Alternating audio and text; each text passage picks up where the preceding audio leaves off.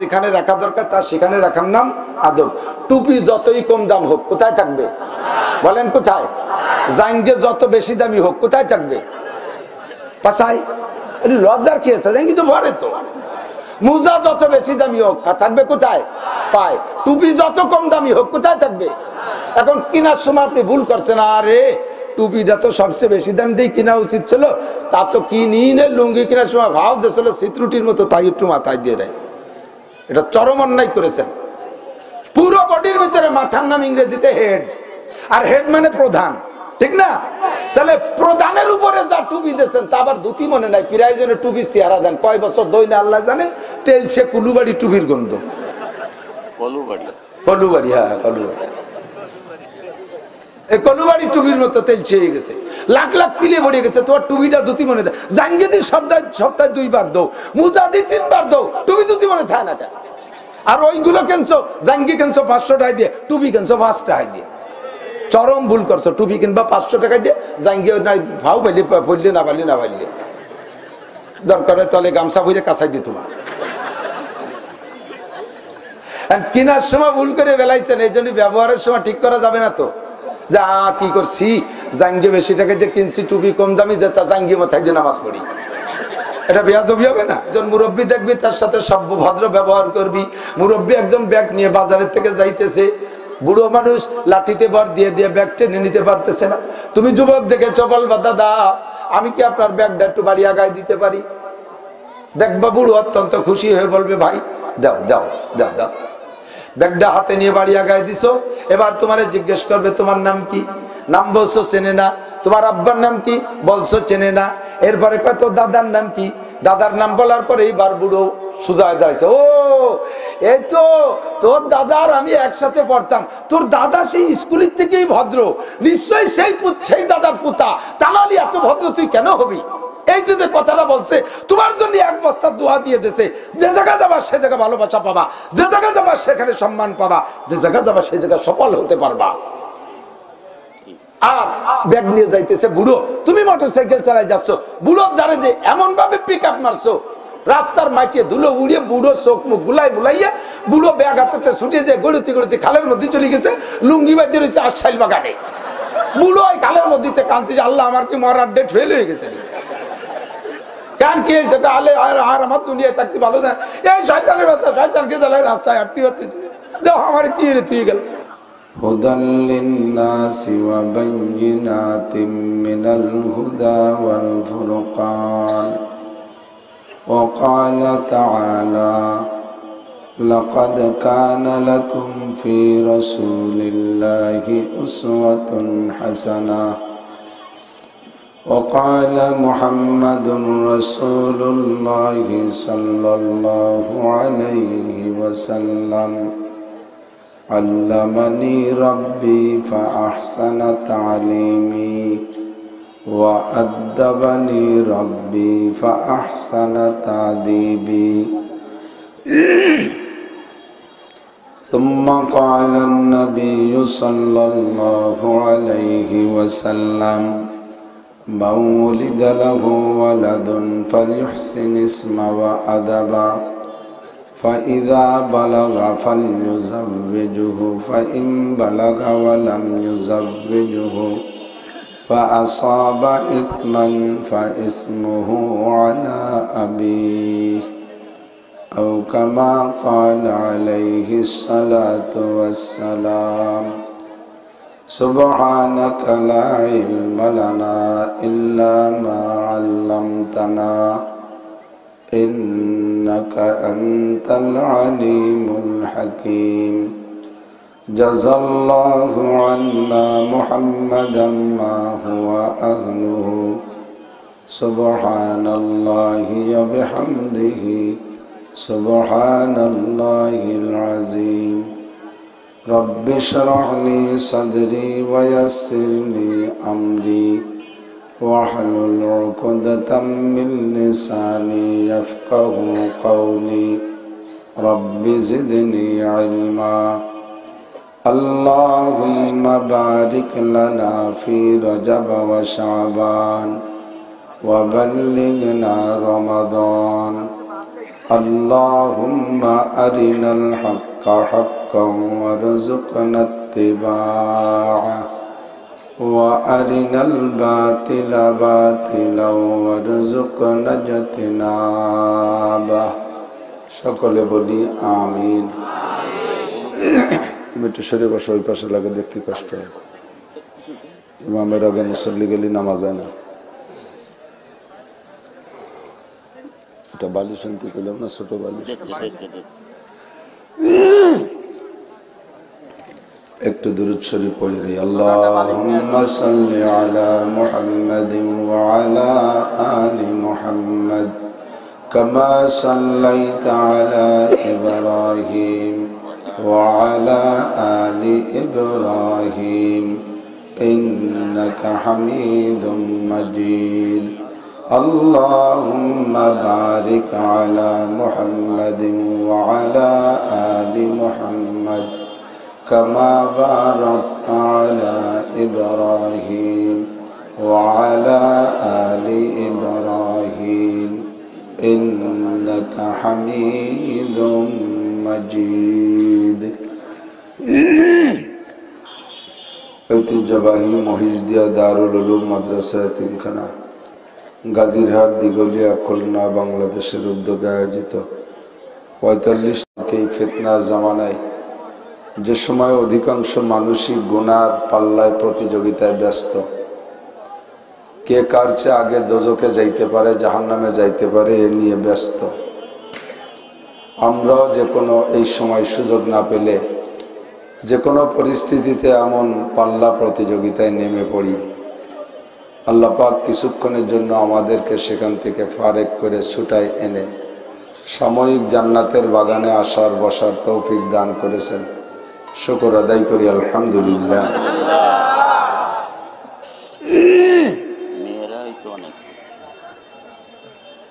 বলছি তো তাকে নামও কইছি, মা বোনরা কইছি। প্রত্যেকটা মজলিসের কিছু নিয়ম কানুন আছে।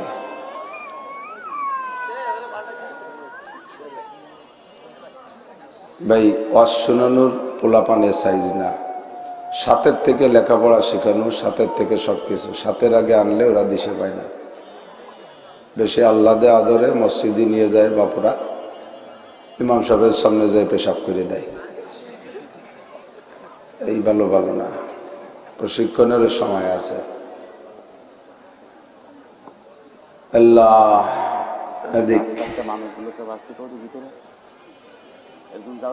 প্রত্যেক আমি বলবানি, যার আসার দরকার সে আসবে ইনশাআল্লাহ।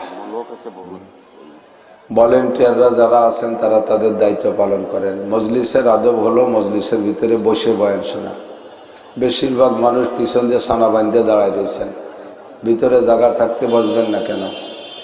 একটু সামনে আগায় আসতে হবে, একটু সামনে আগায় আসতে হবে। সামনে যারা বসা আছেন একটু টান দিয়ে সামনের দিকে আগায় আসেন, একটু ঘন ঘন হয়ে বসেন, জায়গা হয়ে যাক, বসতে পারবে। এই পাশে কত জায়গা খালি রয়েছে, ওখানে তো কিছু মাদুরও দিলে পারে। মাদুর নাই, নাই, খালি রয়েছে খানিক, অনেক জায়গা খালি আছে। সবটুক পরিপূর্ণ করে দেন। ওর পিছনে একটা জায়গা রাখেন, ওখানে ওই জায়গা দিয়ে হেঁটে আসতে পারে এমন একটা পথ রাখেন পিছন দিয়ে। যারা দাঁড়িয়ে আছেন তারা বসলে ভালো হয়। আল্লাহ পাক রব্বুল আলামিন মানব জাতিকে সৃষ্টি করেছেন নিজ হাতে। ফেরেশতাদেরকে ডাইকে আল্লাহ পাক একটা আলোচনা সভা করলেন, মত বিনিময় সভা। মত বিনিময় সভায় আল্লাহ পাক ফেরেশতাদের অবস্থা জানতে চাইলেন, বললেন ইন্নী জাইলুন ফিল আরদি খলিফা। মানুষের আগে হাজার হাজার লক্ষ লক্ষ বছর এ দুনিয়ায় বসবাস করত জিন জাতি। তাদের উপরে আল্লাহ পাকের দেওয়া তৎকালীন শরিয়াত কি ছিল সেটা আমাদের জানার বিষয় নয়। অসংখ্য জিন লম্বা লম্বা হায়াত পাইত, এ জগতে তারা বসবাস করত। তারা যখন উশৃঙ্খলা আর বিশৃঙ্খলা করতে করতে একটা সীমা লঙ্ঘন করলো, আল্লাহ পাক ফেরেশতাদের মাধ্যমে তাদের উপরে একটা মহামারী জারি করে দিলেন। ফেরেশতাদের এই মায়ের পিঠে অধিকাংশ জিনই শেষ হয়ে গেল। আল্লাহ পাকের কুদরতি হিসাবে যাদেরকে রাখা মঞ্জুর করেছিলেন তাদেরকে আল্লাহ পাক কায়দা করে রেখে দিলেন। পরবর্তীতে সেখান থেকে জিনদের প্রোডাকশন আবার শুরু হলো। হায়াত পায় বেশি, লম্বা হায়াত পায়, যার কারণে জিনদের সংখ্যা বর্তমানেও মানুষের চাইতে শত শত গুণ বেশি, কোটি কোটি গুণ বেশি। বলা হয় সাহাবী জিন হুজুর সাল্লাল্লাহু আলাইহি ওয়াসাল্লামকে দেখেছেন, এরকম জিন এখনো বেঁচে আছে। তাদের সন্তান সন্ততি হতে থাকে দীর্ঘকাল পর্যন্ত। মানুষ একটা বয়সে যে সন্তান দেওয়া বন্ধ হয়ে যায়। নারীদের বয়সের মিকদার হলো 55 বছর বয়সের পরে নারীরা সন্তান ধারণ করতে পারে না। পুরুষদের জীবনের শেষ মুহূর্ত পর্যন্তই তাদের যোগ্যতা থাকে, কিন্তু নারীদের যোগ্যতা 55 বছর বয়সের থেকে বেশিরভাগই বন্ধ হয়ে যায়। কিন্তু জিনদের যোগ্যতা চলতে থাকে একেবারে হাত্তাল মউত, যার কারণে তাদের সংখ্যা, জিন জনসংখ্যা খুবই বেশি। তো জিনদের এই আচরণে তাদেরকে ধ্বংসলীলা চালাই দিয়ে শেষ করে দেওয়ার পরে আল্লাহ পাক ফেরেশতাদেরকে নিয়ে বসলেন আর বললেন, ইন্নী জাইলুন ফিল আরদে খলিফা, আমি দুনিয়ায় আমার প্রতিনিধি, আমার অ্যাসিস্ট্যান্ট বানাইতে চাই, পাঠাইতে চাই। ফামা জান্নুকুম, তোমাদের ধারণা কি? ফেরেশতারা ডাইরেক্ট প্রতিবাদ করলেন না, ফেরেশতা তো ভদ্র জাতি, আমাদের মতো উচ্ছৃঙ্খল না। ফেরেশতারা সুকৌশলে প্রতিবাদ করলেন, কিন্তু ভাষা দিয়ে না। ভাষা এভাবে বললেন, আতাজালু ফিহা মান ইউফসিদু ফিহা ওয়া ইয়াসফিকুদ দিমা, তুমি কি আবার পরবর্তীতে এমন জাতি বানাইতে চাও যে জাতিরা মান ইউফসিদু ফিহা ওয়া ইয়াসফিকুদ দিমা, যারা ওর ভিতরে ফিতনা ফাসাদ করবে, গ্যাঞ্জাম ফাসাদ করবে, খুনোখুরি করবে, রক্তরিজি করবে, মারামারি করবে, দাঙ্গা হাঙ্গামা করবে, স্বামীতে স্ত্রীকে মেরে ফেলবে, স্ত্রীতে স্বামীকে মেরে ফেলবে, বাপে ভাইকে, বাপে ছেলেকে মারবে, ছেলেতে বাপকে মারবে, ভাইতে ভাইকে আয়াখাত জাগার জন্য খুন করে ফেলবে, এই জাতিকে এবার তুমি বানাইতে চাও? বলা হয় যে ফেরেশতারা কি তাহলে গায়েব জানতো যে তারা ভবিষ্যতে কি হবে? এটা কিভাবে বলল? কয় না, জিনদের অবস্থা পর্যবেক্ষণ করে তারা যে অভিজ্ঞতা অর্জন করেছে, এই অভিজ্ঞতার আলোকে তারা সন্দেহ করে বলতেছে যে পরবর্তী যাদেরকে বানাবা তারা কি আবার এমন হবে নাকি? আল্লাহ পাক জবাব দিলেন, মা ইন্নী আ'লামু মা লা তা'লামুন, আমি যা জানি তা তোমরা ফেরেশতারা জানো না। কথা ঠিক কি না? আল্লাহ যা জানে তা ফেরেশতারা কি জানে? কখনো জানে না। ফাখলাকাল্লাহু আদম, আল্লাহ পাক তার সিদ্ধান্তে অটল থেকে আদম আলাইহিস সালামকে বানানোর সিদ্ধান্ত নিয়েই ফেললেন। আর বানাইলেনও আদমকে। ফেরেশতাদেরকে বললেন, জমিনের উপরের থেকে মাটি নিয়ে আসো। আদিম শব্দের অর্থ হলো চামড়া। আদিম মানে চামড়া। জমিনের চামড়া তুলে নিয়ে আসো। সারা পৃথিবী যতটুকু আল্লাহ বানাইছিলেন সে সময় জমিনের উপরের থেকে চামড়া নিয়ে যাও। সারা জমিনের, সারা দুনিয়ার সব জায়গা থেকে জমিনের চামড়াটা তুলে নিয়ে এসো, উপরের থেকে এক পাত্তা। যার কারণে এই মাটি জমিনের চামড়া দিয়ে বানানোর কারণে আদম আলাইহিস সালামের নাম রাখা হয়েছে আদম। আদিম থেকে আদম, আর আদিম মানে চামড়া। সারা দুনিয়ার মাটিকে ফেরেশতার মাধ্যমে আল্লাহ তাআলা খামিরা বানাইয়া ফেরেশতাদেরকে একটা স্ট্রাকচার দিলেন, একটা নমুনা দিলেন যে এভাবে এভাবে বানাও। কোরআনে যে কথা বলে এ কথার মধ্যে কি সন্দেহ আছে আপনাদের? তো কোরআনে এভাবেই বলতেছে।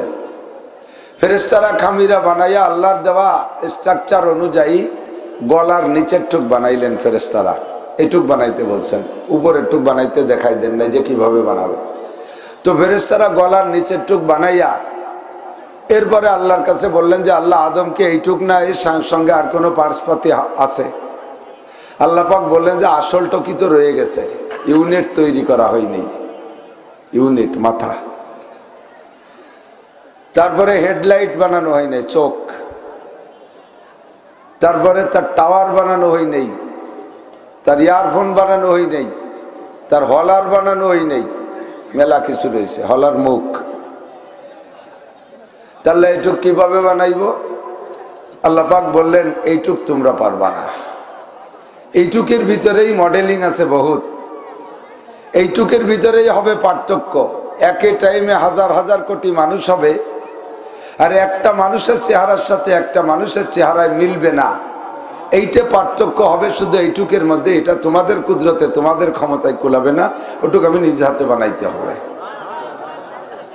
ফাখালাকাল্লাহু রাসা আদামা বিয়াদাইহি, আল্লাহ পাক নিজ হাতে আদম আলাইহিস সালামের মাথা, মুখমণ্ডল, এই উপরের টুক তৈরি করলেন। পূর্ণ হয়ে গেল আদম আলাইহিস সালামের বডি। এবার আল্লাহ পাক বললেন, হে ফেরেশতা মণ্ডলী, উসজুদু লি আদম, তোমরা আমার আদমরে সিজদা করো। ফেরেশতাদের স্বভাব হলো সামিনা ওয়া আতানা, অত্যন্ত ভদ্র জাতি, সভ্য জাতি। মানার মাদ্দা তাদের ভিতরে 100 ভাগ। বলতে যে দেরি, মানতে দেরি নাই, কোনো যুক্তির দাঁত ধরে না। যুক্তিতে মিলুক আর না মিলুক, তারা বলার সাথে সাথে আমল করে। উসজুদু লি আদম, আল্লাহ পাকের উদ্দেশ্য বিশাল, আমরা বুঝতে পারবো না।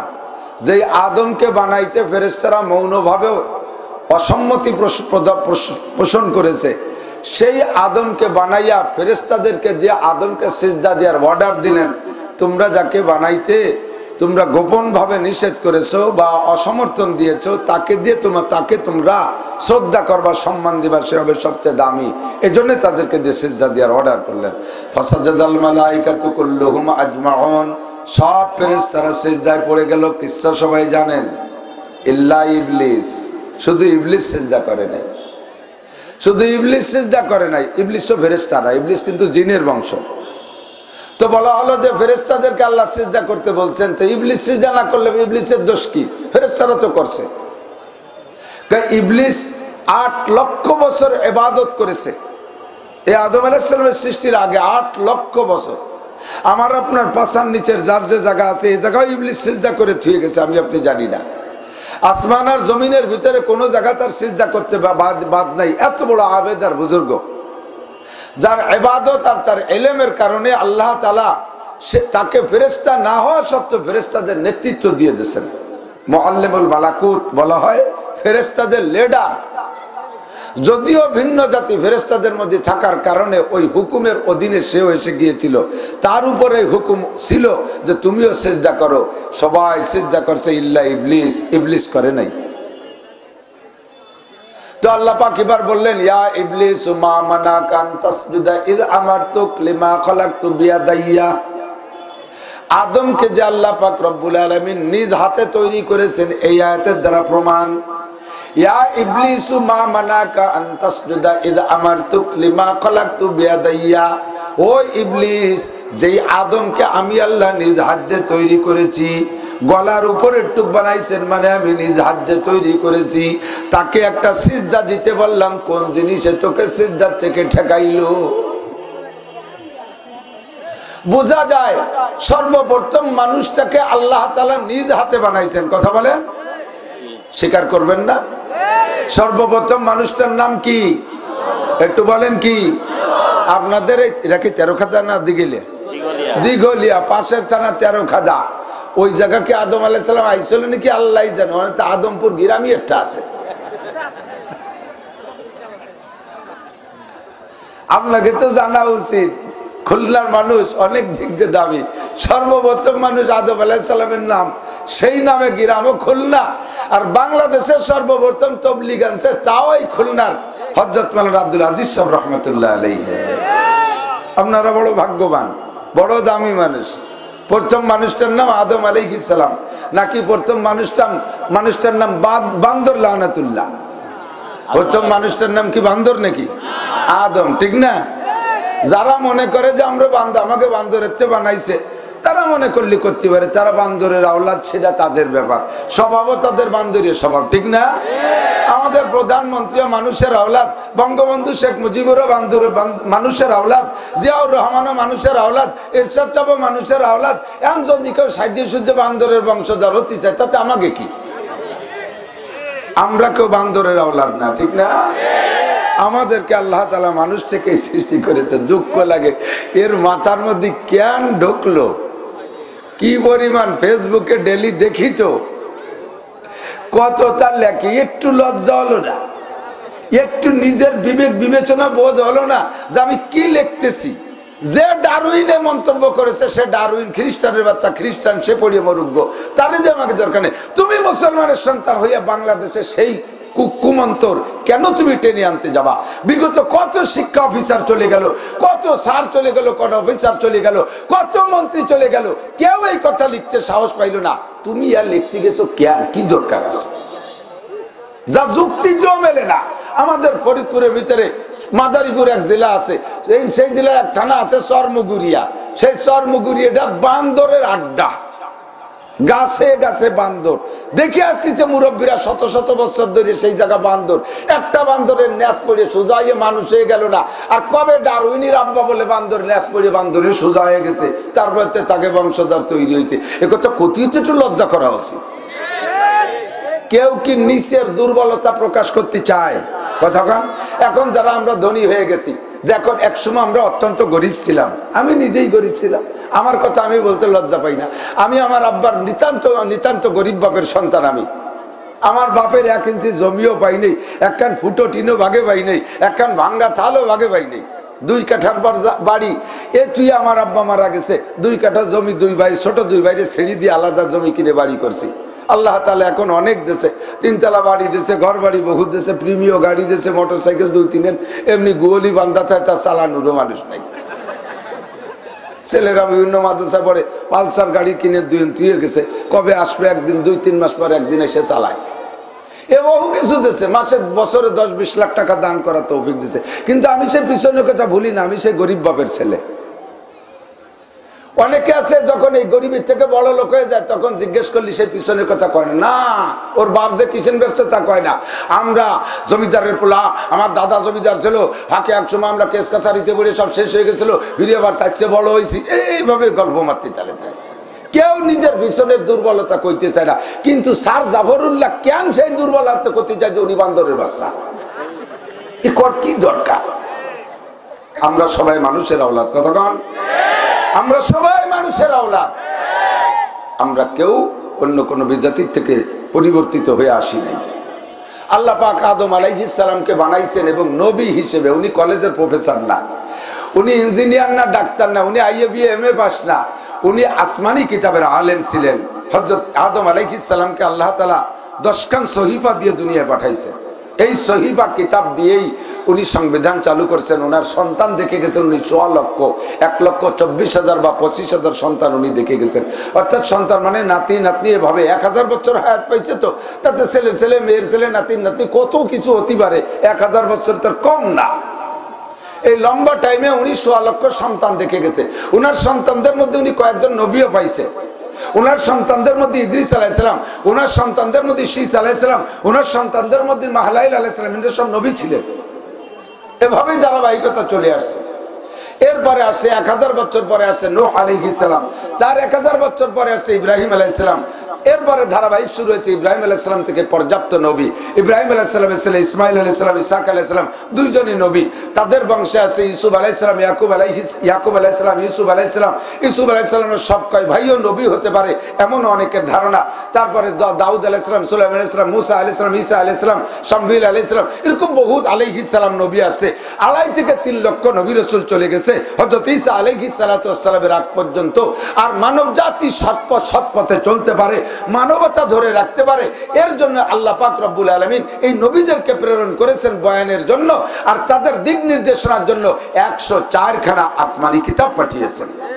একটুখান আলহামদুলিল্লাহ বলেন, সুবহানাল্লাহ, আলহামদুলিল্লাহ, আল্লাহু আকবার। আমার আল্লাহ আমাদের বুদ্ধির উপরে ছেড়ে দেন নাই। যদি বুদ্ধির উপরে ছেড়ে দিত তাহলে আমাদের জাফরুল্লাহ স্যার যা করছে আমরা তাই করে বসতাম, ঠিক না? ছোটবেলায় একদিন শুনতাম কাজলের নাটক,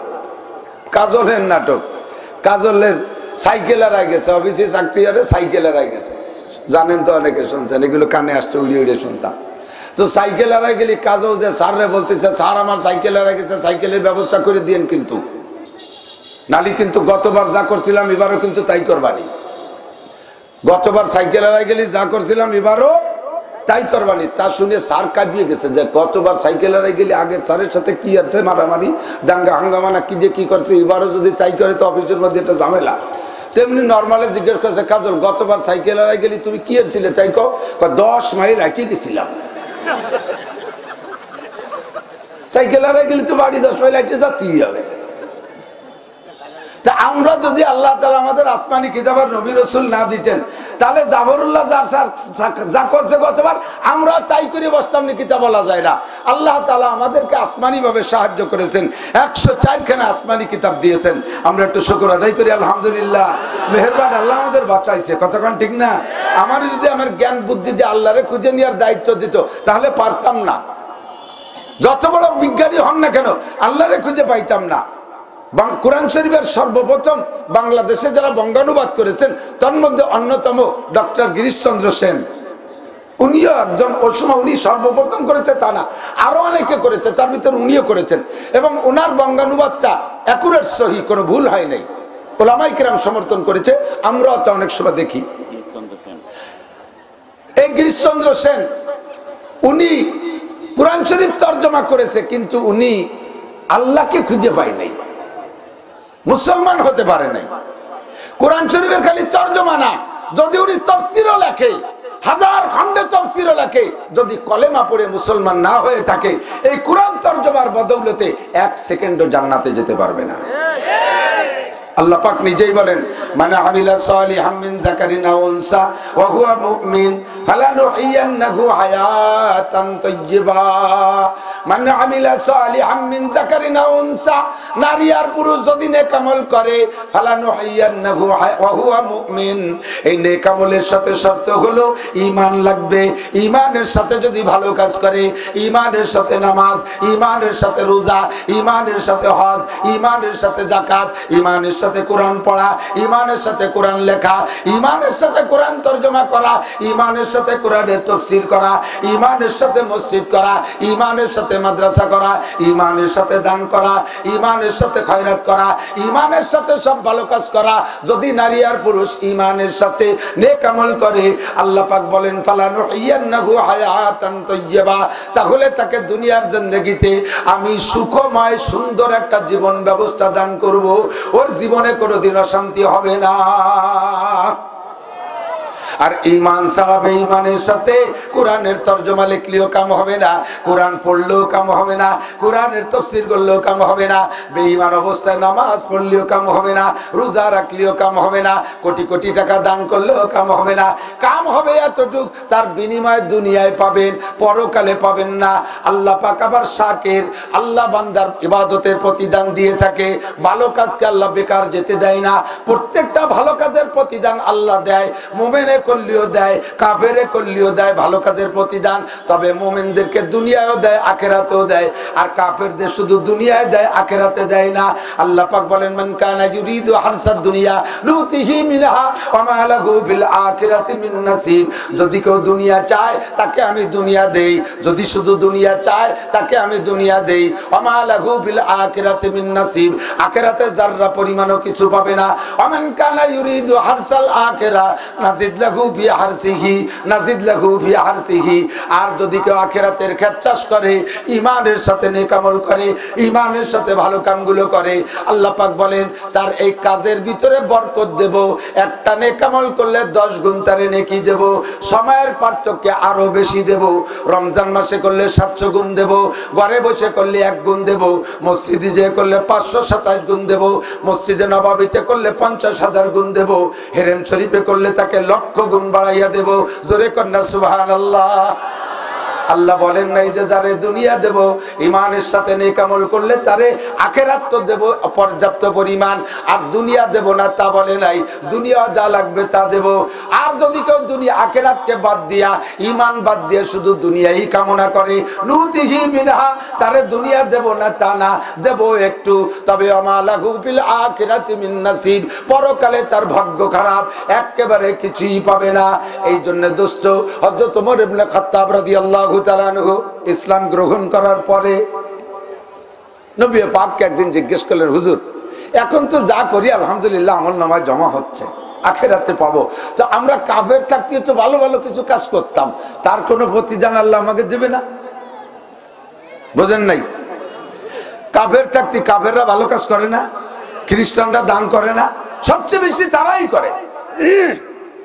ইহুদ নাসারা করে, বহুত হিন্দু করে। আমাদের ফরিদপুরে ভাঙ্গার ওই পাশে একটা মাদ্রাসা আছে, কাউলি বেড়া, হযরত মাওলানা শফিক মাদানী হাফিজাহুল্লাহর মাদ্রাসা। উনি বললেন প্রত্যেক বছর সবার সময় ওই পাশে এক হিন্দু মাদ্রাসা একটা গরু দেয়, এক হিন্দু বড় লোক মাদ্রাসা একটা গরু দেয় সবার খেদমতের জন্য, মাহফিলের জন্য। কুরবানি মাদ্রাসার বড় বড় বিল্ডিং করছে, এর অর্ধেক মনে হয় ইট হবে সেই হিন্দু ভদ্রলোকের দিয়া। মাঝে মাঝে বাজার করে পাঠায় দেয় ছাত্র উস্তাদদেরকে খাওয়ানোর জন্য। এই হিন্দু ভদ্রলোক এরকম দান করে, অনেক হিন্দু আছে দান করে, অনেক হিন্দু আছে এরকম ভালো। তো হুজুর আমরা কাফের থাকাকালে যে ভালো কাজগুলো করছি এর কোনো প্রতিদান দেবে না আল্লাহ? তো হুজুর বলেন এর প্রতিদান তো পেয়েই গেছো। কি বললাম হুজুর এর প্রতিদান? কয় যে তুমি কাফের থাকা অবস্থায় যে ভালো কাজগুলো করেছো এর প্রতিদানে আল্লাহ পাক তোমাকে ঈমানের মতো নিয়ামত দান করেছে, এর কারণে তুমি ঈমান পেয়েছো। ফাঁকে একটু কয়ে যাই, মাঝে মাঝে মাদ্রাসার জন্য আপনারা কালেকশনে যান না, মাহফিলের কালেকশন, মসজিদের কালেকশন, মাদ্রাসার কালেকশন, যান কালেকশনে মুসলমানদের কাছ থেকে কালেকশন করেন। হিন্দুরা যদি কিছু দেয় এটা কিন্তু নেবেন, হিন্দুরা দিলেও নেবেন, এটা ফেরত দেবেন না।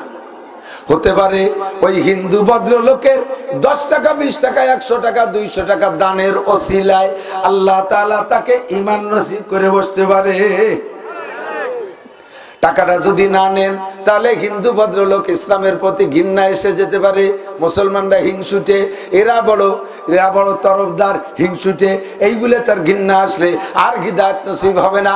আপনি যদি তার টাকাটাকে সাদরে গ্রহণ করেন লোকটার মনটা তৈরি হয়ে যেতে পারে, আল্লাহ পাক সেই ওসিলায় তাকে ঈমানের মতো নিয়ামত দান করতে পারে। কথা বলেন পারে? এজন্য বলতে চাইছি আল্লাহ পাক রব্বুল আলামিন কাহারও ভালো কাজের প্রতিদান দিতে কৃপণতা করে না। বেঈমান যদি হয় তারটা দুনিয়ায় দিয়ে দেয়। নবী পাক বলেন আদ-দুনিয়া সিজনুল মুমিন ওয়া জান্নাতুল লিল কাফির, দুনিয়া হলো মুমিনের জন্য জেলখানা আর কাফেরের জন্য হলো জান্নাত। জান্নাত কাকে বলে? ওয়ালাকুম ফিহা মা তাশতাহি আনফুসুকুম ওয়ালাকুম ফিহা মা তাদউন, মুখে যা বলবা তাও পাবা। জান্নাতে যাওয়ার পরে মুখে যা বলবা তাও পাবা, মনে যা ভাববা তাও পাবা, এর নাম হলো জান্নাত। আর জাহান্নাম কাকে বলে?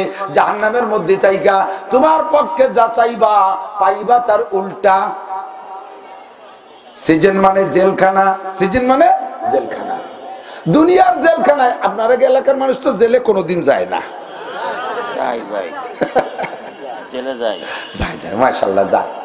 চেয়ারম্যান সাহেব বললেন যায়, যার দরকার হলে যাবে না, তা বাড়ি বসে থাকবে নাকি? রমজানে এতেকাফে বসতি কইতি তা যাবে না, তবলিগি চিল্লে জাতি কই তা যাবে না, কাজে কাজে আল্লাহ ধরে নিয়ে জেলখানায় বসে এতেকাফ করায়, চিল্লা ওই জায়গা বসে দিয়ে। মসজিদে তবলিগ জামাত আছে, একটু চিল্লা দেন, একটু চিল্লা দেন, কোনোভাবে দেবে না, সব তশকিল হয়ে গেছে, এক বুড়ো দেবেই না। শেষ পেশ করা তোমার চাষির কাছে শুনি আসি, এই চাষির কাছে শুনতি কয়ে মানে ফলাই চলে যাবে, এই কয়ে শুনতে গেছে।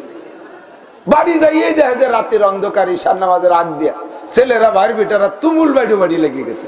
বুড়ো ঠেকাতে যাইয়ে বাড়ি লাগবি তো লাগ, বুড়োর মাথায় লাগছে, শীত হয়ে পড়িয়ে গেছে। বাপ ছেলেরা থামিয়ে গেছে, বাপ পড়ে গেছে, ভাইয়ের বেটারা থামিয়ে গেছে, চাচা পড়িয়ে গেছে, মারামারি এই বন্ধু স্যার। বুড়োরা টাইনে ধরে বারান্দায় উঠেছে, ডাক্তার এনে তদবির করতে করতে এক চিল্লে বারান্দায় চলে গেছে। টাকা গেছে 10,000। ভালো রে সারে না নিয়ে গেছে ওই জায়গা থেকে খুলনা 250 বেডে, ও জায়গা 250 বেডে আর এক চিল্লা 40 দিন লেগে গেছে সুস্থ হতে, ও জায়গা লাগছে 40,000। টাকা চলে গেছে 50,000, চিল্লে গেছে 2 ডিয়া, ঠিক না? এরপরে সুস্থ হয়ে বাড়ি আইছে, 2 দলে মালি মামলা কেসাকেসি, পুলিশে ধাওয়া মারছে, যুবকরা সব সারিয়ে দত্তি ধরা পড়ে গেছে। বুড়ো পুলিশে তার খালি হাতে বাড়ি যাওয়া মানুষ না, ধরে নিয়ে গেছে, নিয়ে জেলখানায় বসাইতেছে আর এক চিল্লা সাড়াই আনতে লাগছে আর 50,000। টাকা চলে গেছে 1 লাখ, চিল্লে দিয়েছে 3 ডে, কিন্তু একটাও মসজিদই না। আল্লাহ একাম করতে পারে কি পারে না? ও মুসলমান, জেলখানায় খাটি কিন্তু জায়গা মতো সময় দেই না বিদায়, এরকমই চলে যায়। নিয়ম এইটা, টাকার স্বভাব আর সময়ের স্বভাব এরকম। যদি সময় রে আপনি জায়গা মতো না দেন, সময়টা অন্য জায়গায় চলে যাবে, খারাপ জায়গায় চলে যাবে। যদি সময়কে জায়গা, হাফেজ যারা কোরআন শরীফ যারা পড়তে জানে তারা আমার সাক্ষী দেন, যারা মক্তবে কোরআন শরীফ পড়ান, দেখবেন যেই লোকটা ভুল কোরআন শরীফ পড়ে, টানের জায়গা যদি না টানে তাহলে যে জায়গা টান হবে না, টানটা সেই জায়গা হয়ে যায়। আর না টানার জায়গা যদি টানিয়ে দেয় তাহলে টানের জায়গা টান বাদ যায়। টান একটু হবে, তাইতে জায়গা মতো না দিলেও জায়গা হবে। আপনার টাইম দিতে হবে। যদি তবলিগি না দেন জেলখানায়, চিল্লাই না দেন জেলখানায়, চিল্লাই না দেন আপনার দিতে হবে হাসপাতালে, নইলে ঘরের বেডে বসা। টাকারও স্বভাব আছে, টাকারে যদি ভালো জায়গা খরচ না করেন তাহলে ও জায়গা খরচ হবে। টাকারে জায়গা মতো খরচ না করলে ও জায়গা খরচ হবে। তো যারা জেল খাটছেন তারা ভালো জানেন, জেলখানায় যাই যদি 2-6 মাস 1 বছর থাকেন, যদি জেলদারে করে বলেন স্যার আমরা তো বাড়ি থাকতে বাড়ি ভিটে খাতাম, আমার ভিটে খাওয়ার বাড়ি অভাবের স্বভাব, এই শীতকালে দিন চলে গেলে এখন শীতে ভিটে খাওয়ালেন না স্যার, আপনারা কেটে মানবতার কাজ করলেন। এই যদি জেলদারে করে কন তাহলে শীতে ভিটে বানায় নিয়ে দেবে না, শীত করে বাঁধতে বাড়ি হবে। চাবেন যা পাবেন তার উল্টো, এর নাম জেলখানা। মোমেনের জন্য নবী কয় দুনিয়া জেলখানা, চাইবা যা তা পাইবা না, পাবা উল্টা। কোটি কোটি টাকা চাবা, পাবা না তা। লম্বা লম্বা বিল্ডিং চাবা, পাবা না তা। আর কাফের মুশরিকরা চাইলেও পাবে, না চাইলেও পাবে, তাদের জন্য হলো জান্নাত, তাদের জন্য দুনিয়া জান্নাত। দুনিয়ার বড় লোকদের একটা তালিকা আগে একদিন দেখলাম, বিশ্বের এক বড় লোক, এরকম বড় লোক বেশ কয়েকজনের তালিকায় নাম দেখলাম, তার ভিতরে একজনের আমার মনে আছে, সে বিল্ডিং বানাইছে স্বর্ণ দিয়ে 25 তলা, A to Z, bathroom, high commode, low commode, সব শাওর মাওর যা আছে সব কিছু বানাইছে স্বর্ণ দিয়ে, ভিতরে খাট পালং সুপা টুপা সব স্বর্ণের। ফ্যামিলিতে 6 জন মানুষ, তাদের ব্যবহারের জন্য প্রাইভেট কার 600। আমাকে তো থানা বইও 600 নাই, জেলা বইও 600 পাওয়া যাবে কিনা পাওয়া যায় না, প্রাইভেট কার। এবং প্রত্যেকটা কারের ভিতরে 2 মণ 3 মণ স্বর্ণ দিয়ে পার্টস পাতি বানানো, আলাদা করে অর্ডার দিয়ে। এই 6 জনের খেদমতের জন্য 600 প্রাইভেট কার, 600 খাদেম আলাদা। কি কি খেদমত করে তা আল্লাহ জানে। বাদাল ইসলাম গরিবান সায়াউদহু কামা বাদা। আজ ইসলাম আসছে গরিবদের ভিতর দিয়া, তুবা লিল গুরাবা, গরিবদের মধ্যে দিয়ে চলবে, আর গরিবরাই বড় ভাগ্যবান। কথা বলেন ঠিক কি ঠিক না? আমরা চাইতে ধান পাট পাই, ওর মধ্যে মুঠখানিক দেই, ওর মধ্যে সামান্য কিছু দেই। আল্লাহ পাক আমাদের মাধ্যম দিয়ে ইসলাম ধরে রাখছে, চলতে থাকবে গরিবদের ভিতর দিয়া। ওই 25 তলা স্বর্ণের বিল্ডিং ওয়ালার গায়ে ইসলামের ছোঁয়া লাগে নাই। ওই 1 টাকা মসজিদে দেয় না, 8 আনা পয়সা ফকিরে দেয় না, মাদ্রাসায় 4 পয়সা দেয় না, ওর কাছে কোনো হুজুররা যায় না, ওর সম্পদের সাথে ইসলামের ছোঁয়া লাগে না। আমরা গরিব মানুষ ধান পাট খেত খামার করি, একটু মাছ শাক ধরি, ভ্যান রিক্সা চালাই, হুজুররা যে আমাদের কাছে চায়, আর আমরা তাই কিছু না কিছু দেই, একমাত্র জান্নাতের আশায়। কথা কান ঠিক না? এবার এই টাকা যদি জায়গা মতো না দেন, টাকা চলে যাবে পুলিশের পেটে, টাকা চলে যাবে ডাক্তারের পেটে, টাকা চলে যাবে উকিলের পেটে, টাকা চলে যাবে ব্যারাকের পেটে, গ্রামীণ ব্যাংকের পেটে, কারিতাসের পেটে, বিআরডিবির পেটে, স্বনির্ভরের পেটে, জাগরণী চক্রের পেটে, এরকম যত আছে নোংরা জায়গা, এইসব টাকা চলিয়া যাইবে। টাকা চলে যাবে কি বলা হয় চোরের পেটে, ডাকাতির পেটে। টাকারে ভালো কাজে না লাগাইলে টাকা খারাপ জায়গা চইলা যায়। ও বন্ধু, আর দুনিয়া সিজনুল মুমিন জান্নাতুল কাফের। মুমিনের জন্য হলো জেলখানা, যা চাইবেন তা পাইবেন না। আর কাফেরদের জন্য জান্নাত, তারা যা চাবে তা তো পাবে, মনে যা ভাববে তাও পাবে। আমার লজিগির পাশে, আমার লজিগালার জমির পাশে খেপু মুসাই নামে এক হিন্দু ছিল, ওর জমি ছিল ওই জায়গা, পাশাপাশি জমি, একই ল্যান্ড। মধুমতি নদীর পানি উঠে পলি দুইটাই একরকম পড়ে। আমার লজিগালা দান বুনায়, তা মাছ রায় হাইতে মারিয়া কুকি মুকরি ধরে যায়। আর সে খেপু মুসার জমিতে ডেলি হয়ে থাকে। আমার লজিগালার ক্ষেত্রে জমি মানে কলাই বুনাইছে, তা হয়ে গেছে সব কোয়েড়া কি কি যেন কয় যে কুঞ্চে মূলা, তারপরে আড়াই বেশি এই যে বেরিয়ে গেছে। আর খেপু মুসার জমিতে ডাইলিয়ে কলাই হয়ে রয়েছে। ওরা যা চায় তা পায়, না চাইলেও পায়। আর আমরা চাইবো যা তাতে পাবো উল্টা। কিন্তু এতে আমাদের দুঃখের বিষয় না, কারণ আমাদের পাওয়ার জায়গা রয়ে গেছে আখেরাতে। কথা কন? দুনিয়ায় আপনি যদি শবে বরাত সামনে আসতেছে, আর কয়দিন পরে শবে বরাত, আর 1 মাস পরে শবে বরাত, এই শবে বরাতে চাইবেন পাইবেন, শবে কদরে চাইবেন পাইবেন। চাইবেন আল্লাহর কাছে 1 কোটি, আল্লাহ আপনারা দেবে 1 লাখ। আপনি কবেন যে আল্লাহ কাজটা হইলে কি 1 কোটি টাকা দিলিবারে দেখতে তোমারে কি পরিমাণ দিতাম, আমারে 1 কোটি দিলি তোমারে 50 লাখ দিতাম। আল্লাহ কয় যে তোমারে 1 কোটি আমি দিলি, তুমি আমার 50 লাখ দিতে। তার প্রমাণ কি? তার প্রমাণ কি? তোমার কাছে আজকে কি পকেটে 2000 টাকা আছে? বলে আছে তো 1000 টাকা দিয়ে দাও এই যে মসজিদে মাদ্রাসায়। তাই কি 2000 থেকে 1000 দেওয়া যায় নাকি? তো 2000-এর থেকে 1000 টাকা দেওয়া যত কঠিন, 1 কোটির থেকে 50 লাখ টাকা দেওয়া তার সাথে লাখ লাখ গুণ কঠিন। কতক্ষণ 1 কোটি থেকে 50 লাখ টাকা দিয়া বহুত কঠিন, 2000 থেকে 1000 দিয়া সহজ, 20 টাকা থেকে 10 টাকা দিয়া সহজ, 100 টাকা থেকে 50 টাকা দিয়া সহজ, কিন্তু 1 কোটি থেকে 50 লাখ দেওয়া যায় না। একজন রাস্তা দিয়ে হাঁটতেছে, যাবে অনেক দূর, হাঁটতে হাঁটতে কষ্ট হয়ে গেছে, গাড়িতে উঠতে পারতেছে না, আল্লাহ যদি 5টা টাকা পাতাম তাহলে একটু ভ্যানে উঠতাম। এই কতি কতি যে 5টার একটা কয়েল রাস্তায় চিকচিক করতেছে, দৌড়ে উঠাইয়ে ভ্যানালার ডাক দিয়ে উঠে কদ্দূর গেছে। 5টার পথ পুরোই গেলি তো নামাই দিচ্ছে, এখন পথ তো আরো সামনে রয়েছে, এখন যাবে কিছু, আল্লাহ যদি 100 টাকা দিতিয়া তাহলে বাড়ি পর্যন্ত যাতে পারতাম, ওই তো 5টা তোমারে দিতাম। আল্লাহর দেবে 5টা, আল্লাহর 100 টাকা দিন। কদ্দূর আগে যে এটি যে দেয় যে 1 মোড়া টাকা ফেলানো, উঠোই গুনিয়ে দেয় যে 95টা। কই যে আল্লাহ তুমি একটু বিশ্বাস করতে পারলেন, তোমার 5টা রাইয়ে দিলে, তুমি ওটা দিয়ে দেখতে দিতাম না দিতাম। আল্লাহকে আমার অত লোভ দেয়া লাগবে না। অমিনহুম মান আহাদাল্লাহ লাইন আতানা মিন ফাদলিহি লানাসাদদাকান্না ওয়া লানাকুনান্না মিনাস সালিহিন। তোমাদের মতো বহুত মানুষ চলে গেছে যারা অভাবের মধ্যে থাইকা আল্লাহকে প্রতিশ্রুতি দিত, লাইন আতানা মিন ফাদলিহি, আল্লাহ যদি আমারে সম্পদ দেয়, লানাসাদদাকান্না, লামে তাকিদ বা নুনে তাকিদ সকিলা, ডবল ডবল তাকিদ আসছে, কি কয় লানাসাদদাকান্না ওয়া লানাকুনান্না মিনাস সালিহিন। আল্লাহ যদি আমারে টাকা দিত, সম্পদ দিত, মসজিদে মাদ্রাসায় 5 তলা দালান একটা বানাই দিতাম, হুজুরকে বড় মসজিদ বানাই দিতাম, জায়গার সব জায়গাতে বিল্ডিং বানাইয়া হুজুরদের ফ্যামিলি কোয়ার্টার বানাই দিতাম, লানাসাদদাকান্না ওয়া লানাকুনান্না মিনাস সালিহিন, আমি নেককার দিনদার আল্লাহওয়ালা হয়ে যাইতাম, এমন করে প্রতিশ্রুতি দেয়।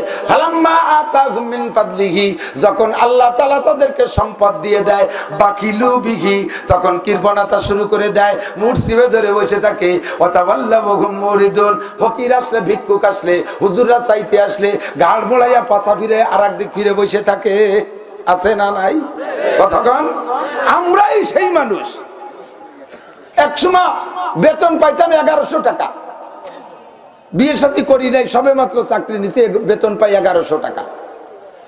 তা বছরে ফুকর মাদ্রাসায় পড়াই, 12 মাসের 12 মাসই বাকি। এর আল্লাহর কি যদি একটা টাইম মতন সব দেয়।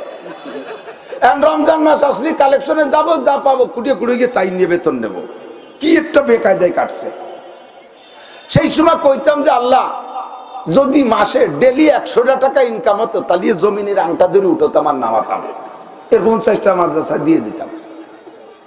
আল্লাহু আকবার, দিতে দিতে দিতে দিতে আল্লাহ তাআলা এখন ডেলি হাজার হাজার লাখ টাকাও দেয়, কিন্তু তারপর আমার পেট ভরে না।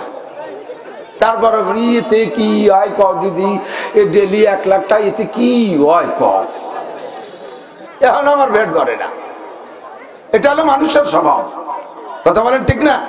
এটা মানুষের স্বভাব। রুজি দেয় কে? বিশ্বাস রাখতে হবে, ইয়াকিন রাখতে হবে। তবে আমরা কোন ইবাদতের প্রতিদান দুনিয়ায় পাওয়ার জন্য করি না। আল্লাহর সিস্টেম আছে, প্রত্যেকটা ইবাদতের প্রতিদান আল্লাহ তাআলা দুনিয়ায়ও দেয়।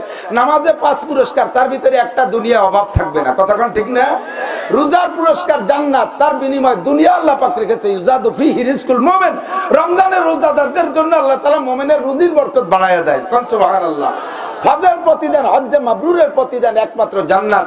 অথচ হাদিসে আছে আল্লাহর নবী বলেন, হজ করে আসার পরে হাজিরা মরা পর্যন্ত অভাব চোখে দেখবে না, আল্লাহ তাআলা তাদেরকে সচ্ছলতা দান করবে। যাকাতের প্রতিদান পাইবে আখিরাতে, এজন্যই যাকাত দিয়ে থাকি। কিন্তু আল্লাহর নবী বলেন, আজ যাকাতু ইউনমিল মাল, যাকাত দিলে আল্লাহ মাল বাড়াইয়া দেয়, কোন সুবহানাল্লাহ। প্রত্যেকটা ইবাদতের প্রতিদান আল্লাহ তাআলা দুনিয়ায় রেখেছেন। আমরা ও উদ্দেশ্য না করলেও আল্লাহ দিবেন, আমরা করব তো আখিরাতের আশায়, ঠিক কি ঠিক না? আল্লাহ পাক আমাদেরকে প্রত্যেকটা ইবাদতের প্রতিদান সেই উদ্দেশ্যে করার তৌফিক দান করুন। যে কথা বলতে যে সরে চলে গেছি, সেটা হলো যে নেক আমল করব, ওই নেক আমলের প্রতিদান পাবো, শর্ত হলো ঈমান। শর্ত কি? ঈমান।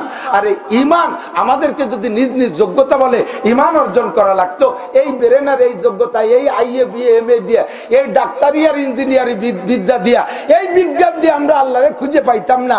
আল্লাহ পাক আমাদেরকে ইহসান করেছেন, দয়া করেছেন, মেহেরবানি করে আমাদেরকে মুসলমানের ঘরে জন্ম দিয়েছে, কারণ আলহামদুলিল্লাহ। সালেহা খাদিজা আমাদের মা, আব্দুর রহমান, আব্দুর রহিম, আব্দুল মালিক, আব্দুল খালিক আমাদের আব্বা। আমরা জন্মের পরে ওনারা আমাদের কানে আজান দিয়ে, ইকামত দিয়ে আল্লাহু আকবার, আশহাদু আল্লা ইলাহা ইল্লাল্লাহ, আশহাদু আন্না মুহাম্মাদুর রাসূলুল্লাহ কইয়া আল্লাহর সাথে রসুলের সাথে পরিচয় করাই দিয়েছে। নইলে আমরা ইসলাম আমাদের ব্রেনে খুঁজে পাইতাম না, আল্লাহকে আমরা খুঁজে পাইতাম না। যেমন গিরিশচন্দ্র সেন কোরআন শরীফের তরজমা লেখার পরে আল্লাহরে খুঁজে পাই নাই, যদি সে মুসলমানই হইতো নামটা পাল্টাই দিত।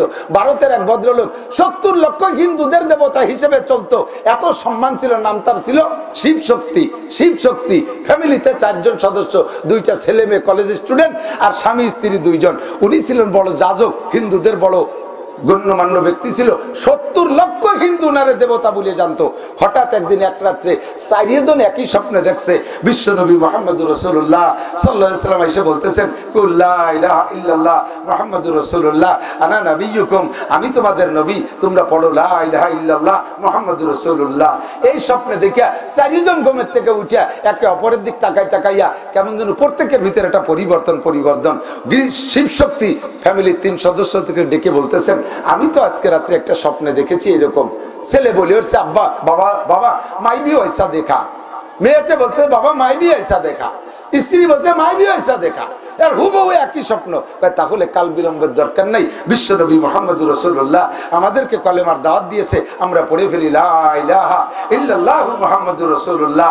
কলেমা পড়ে সে ঘোষণা দিয়ে দিয়েছে, ভারত সরকার তার সমস্ত সম্পদকে বাজেয়াপ্ত করে তার নাগরিকত্ব কেটে দিয়েছে। তৎকালীন বাংলাদেশ সরকার তাকে আশ্রয় দিয়েছিল। বাংলাদেশের পরে কিছুদিন পরে সৌদি সরকার তাকে আহ্বান করে নিয়ে গেছে, নামটা রেখেছে ইসলামুল হক। ইসলামুল হক এদেশে অনেক মাহফিলও করেছেন ইসলামুল হক সাহেব। তো বোঝা গেল যে মুসলমান হইলে, যদি গিরিশচন্দ্র সেন মুসলমান হইতো তাহলে তার নামটা পাল্টাই একটা মুসলিম নাম সে নিয়ে যেত। কথা বলেন ঠিক না? তার শিক্ষা দীক্ষা জ্ঞানে তাকে ইসলাম গ্রহণ করাইতে পারে নাই। আল্লাহ পাক আমাদেরকে ইহসান করেছে, মুসলমানের ঘরে জন্ম দিয়া মুসলমানের ঘরে পাঠাইয়া। আমরা একটু শুকর আদায় করবো না? বলেন আলহামদুলিল্লাহ। ও ভাই বলেন না আলহামদুলিল্লাহ? আপনারা সবাই বেহেশতে যাবেন, নিশ্চিন্তে বেহেশতে যাবেন, যাবেন। আপনারা যাবেন না তো যাবে কারা? কথা বলেন, বিশ্বাস আছে না? আকাম কুকাম যা করছি, পিটেন পাটান কিছু খাতি হলিও, খাইয়ে দাইয়ে শেষে গেলিও যাবো, তবু আমরা যাব। তবে আমার বিশ্বাস ইনশাআল্লাহ মায়েরও খাবো না, বিনা হিসাবে ইনশাআল্লাহ জান্নাতে যাব। এই যোগ্যতা নিয়ে যাওয়া যাবে না ভাই? চেষ্টা করা যাবে না ইনশাআল্লাহ? আল্লাহ তাআলা সবাইকে তৌফিক দান করুন। এই যোগ্যতা নিতে হলে কোত্থেকে নেবেন?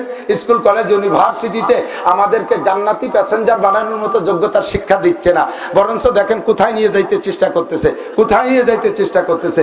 ও জায়গায় এটা নাই। আমরা মানবতা পাইব, আমরা মানুষ, আমরা জাত সৃষ্টির শ্রেষ্ঠ জাতি, এই কথা বুঝানোর জন্য আল্লাহ পাক রব্বুল আলামিন, এই কথা বুঝে আসার জন্য, এই কথা অনুভব করার জন্য, এই যোগ্যতা অর্জন করার জন্য আল্লাহ পাক আমাদের পর ইহসান করে সর্বশ্রেষ্ঠ কিতাব কোরআনে কারীম দান করেছেন। কোন সুবহানাল্লাহ, একটু কোন আলহামদুলিল্লাহ। এবং 2.5-3 লক্ষ নবী রাসূলের মধ্যে বাছাই করা নবী আল্লাহ তাআলা আমাদেরকে দিয়েছেন, শ্রেষ্ঠ নবী মুহাম্মদুর রাসূলুল্লাহ। হুজুরের উপাধি মুজতাবা। মুজতাবা মানে বাছাইকৃত, মুজতাবা মানে বাছাইকৃত। সব নবীদের মধ্যে শ্রেষ্ঠত্ব বলে বাছাই করেছেন আমাদেরকে, আমাদের নবীকে। আর এই জন্য আমাদের নামও আল্লাহ রেখেছেন কুনতুম খায়রা উম্মাত, তোমরা সমস্ত নবীর উম্মতের মধ্যে শ্রেষ্ঠ উম্মত। তা'মুরুনা বিল মা'রুফ ওয়া তানহাউনা আনিল মুনকার, নবীরা যে কাজ করেছে তোমরা সেই কাজ করবা, সৎ কাজের আদেশ দিবা, অসৎ কাজের নিষেধ করবা। কথা বলুন ঠিক কি ঠিক না? আমাদের নবীকে আল্লাহ তাআলা এক গাদি ইলম দিয়ে পাঠাচ্ছেন। হুজুর বলেন উতীতু ইলমাল আউয়ালিনা ওয়াল আখিরিন, আল্লাহ তাআলা আমাকে আগেও পিছের সমস্ত ইলম দান করছে। কিয়ামত পর্যন্ত যত বড় বিজ্ঞানী তৈরি দুনিয়ায় আসবে, সবচাইতে শ্রেষ্ঠ বিজ্ঞানীরা যা আবিষ্কার করতে পারবে, সমস্ত আবিষ্কারের ঊর্ধ্বে আবিষ্কার আমার নবীকে আল্লাহ তাআলা হাতে দিয়েছেন। এ ভাই একটু বলেন, বর্তমানে এই আবিষ্কার আর সায়েন্সের সর্বশীর্ষ জগতে চলে আসছি আমরা। এরপরে আর কি হবে তা জানি না, আমার মনে আর দরকারও নাই। চলতে আছে গবেষণা, কতদূর যাবে আল্লাহই ভালো জানে। এখনই এমন আবিষ্কার করছে, হাঁস লাগে না, মুরগি লাগে না, ডিম বানায় চায়নার নেড়াকে আল্লাহ যে কি বুদ্ধি দিয়েছে। এই নেড়ারা হাঁস ছাড়া ডিম বানায়, সে ডিমির স্বভাবও আমাকে ডিমির মতোই। ওর মধ্যে বিজলি আছে, ওর মধ্যে কুসুম আছে। ওই আমাদের দেশি ডিম, হাঁস মুরগির ডিম কড়াইতে দিলে যেরকম স্যাত করে ওঠে, এই ডিমগুলো স্যাত করে। দান লাগে না, চাউল বানায়। যাইতে যাইতে নাসার গ্রুপ মঙ্গল গ্রহে চলে গেছে, চাঁদে গেছে, মাধ্যাকর্ষণে স্টেশন বানায়। চাঁদে যে জমি কিনা বেচা করতেছে, ওখানে বলে বাড়ি বানাবে। কত কিছু তৈরি করছে, কিন্তু আসমানে কি উঠতে পারছে? কথা কয় না। প্রথম আসমান পার হতে পারছে? আমার নবী কি প্রথম আসমান পার করছেন? আরো বেশি, 7 আসমান পার করে চলে গেছেন। এখান থেকে 7 আসমানের শেষে যত দূর, ওখান থেকে বাইতুল মামুর আরো অত দূর। এখান থেকে বাইতুল মামুর যত দূর, সেখান থেকে সিদরাতুল মুনতাহা আরো অত দূর। এখান থেকে সিদরাতুল মুনতাহা যত দূর, সেখান থেকে আল্লাহর আরশ আরো অত দূর। নবী পাক সাল্লাল্লাহু আলাইহি সাল্লামকে আল্লাহ তাআলা এই মাসের 26 রজব দিবাগত রাত্রে জান্নাতি পরিবহনে করে নিয়ে সে আরশে আজিমের উপরে নিয়ে বসাইছে। কোন সুবহানাল্লাহ। পারবি কোন বিজ্ঞানীর বাচ্চা সেখানে যাইতে কোনোদিন?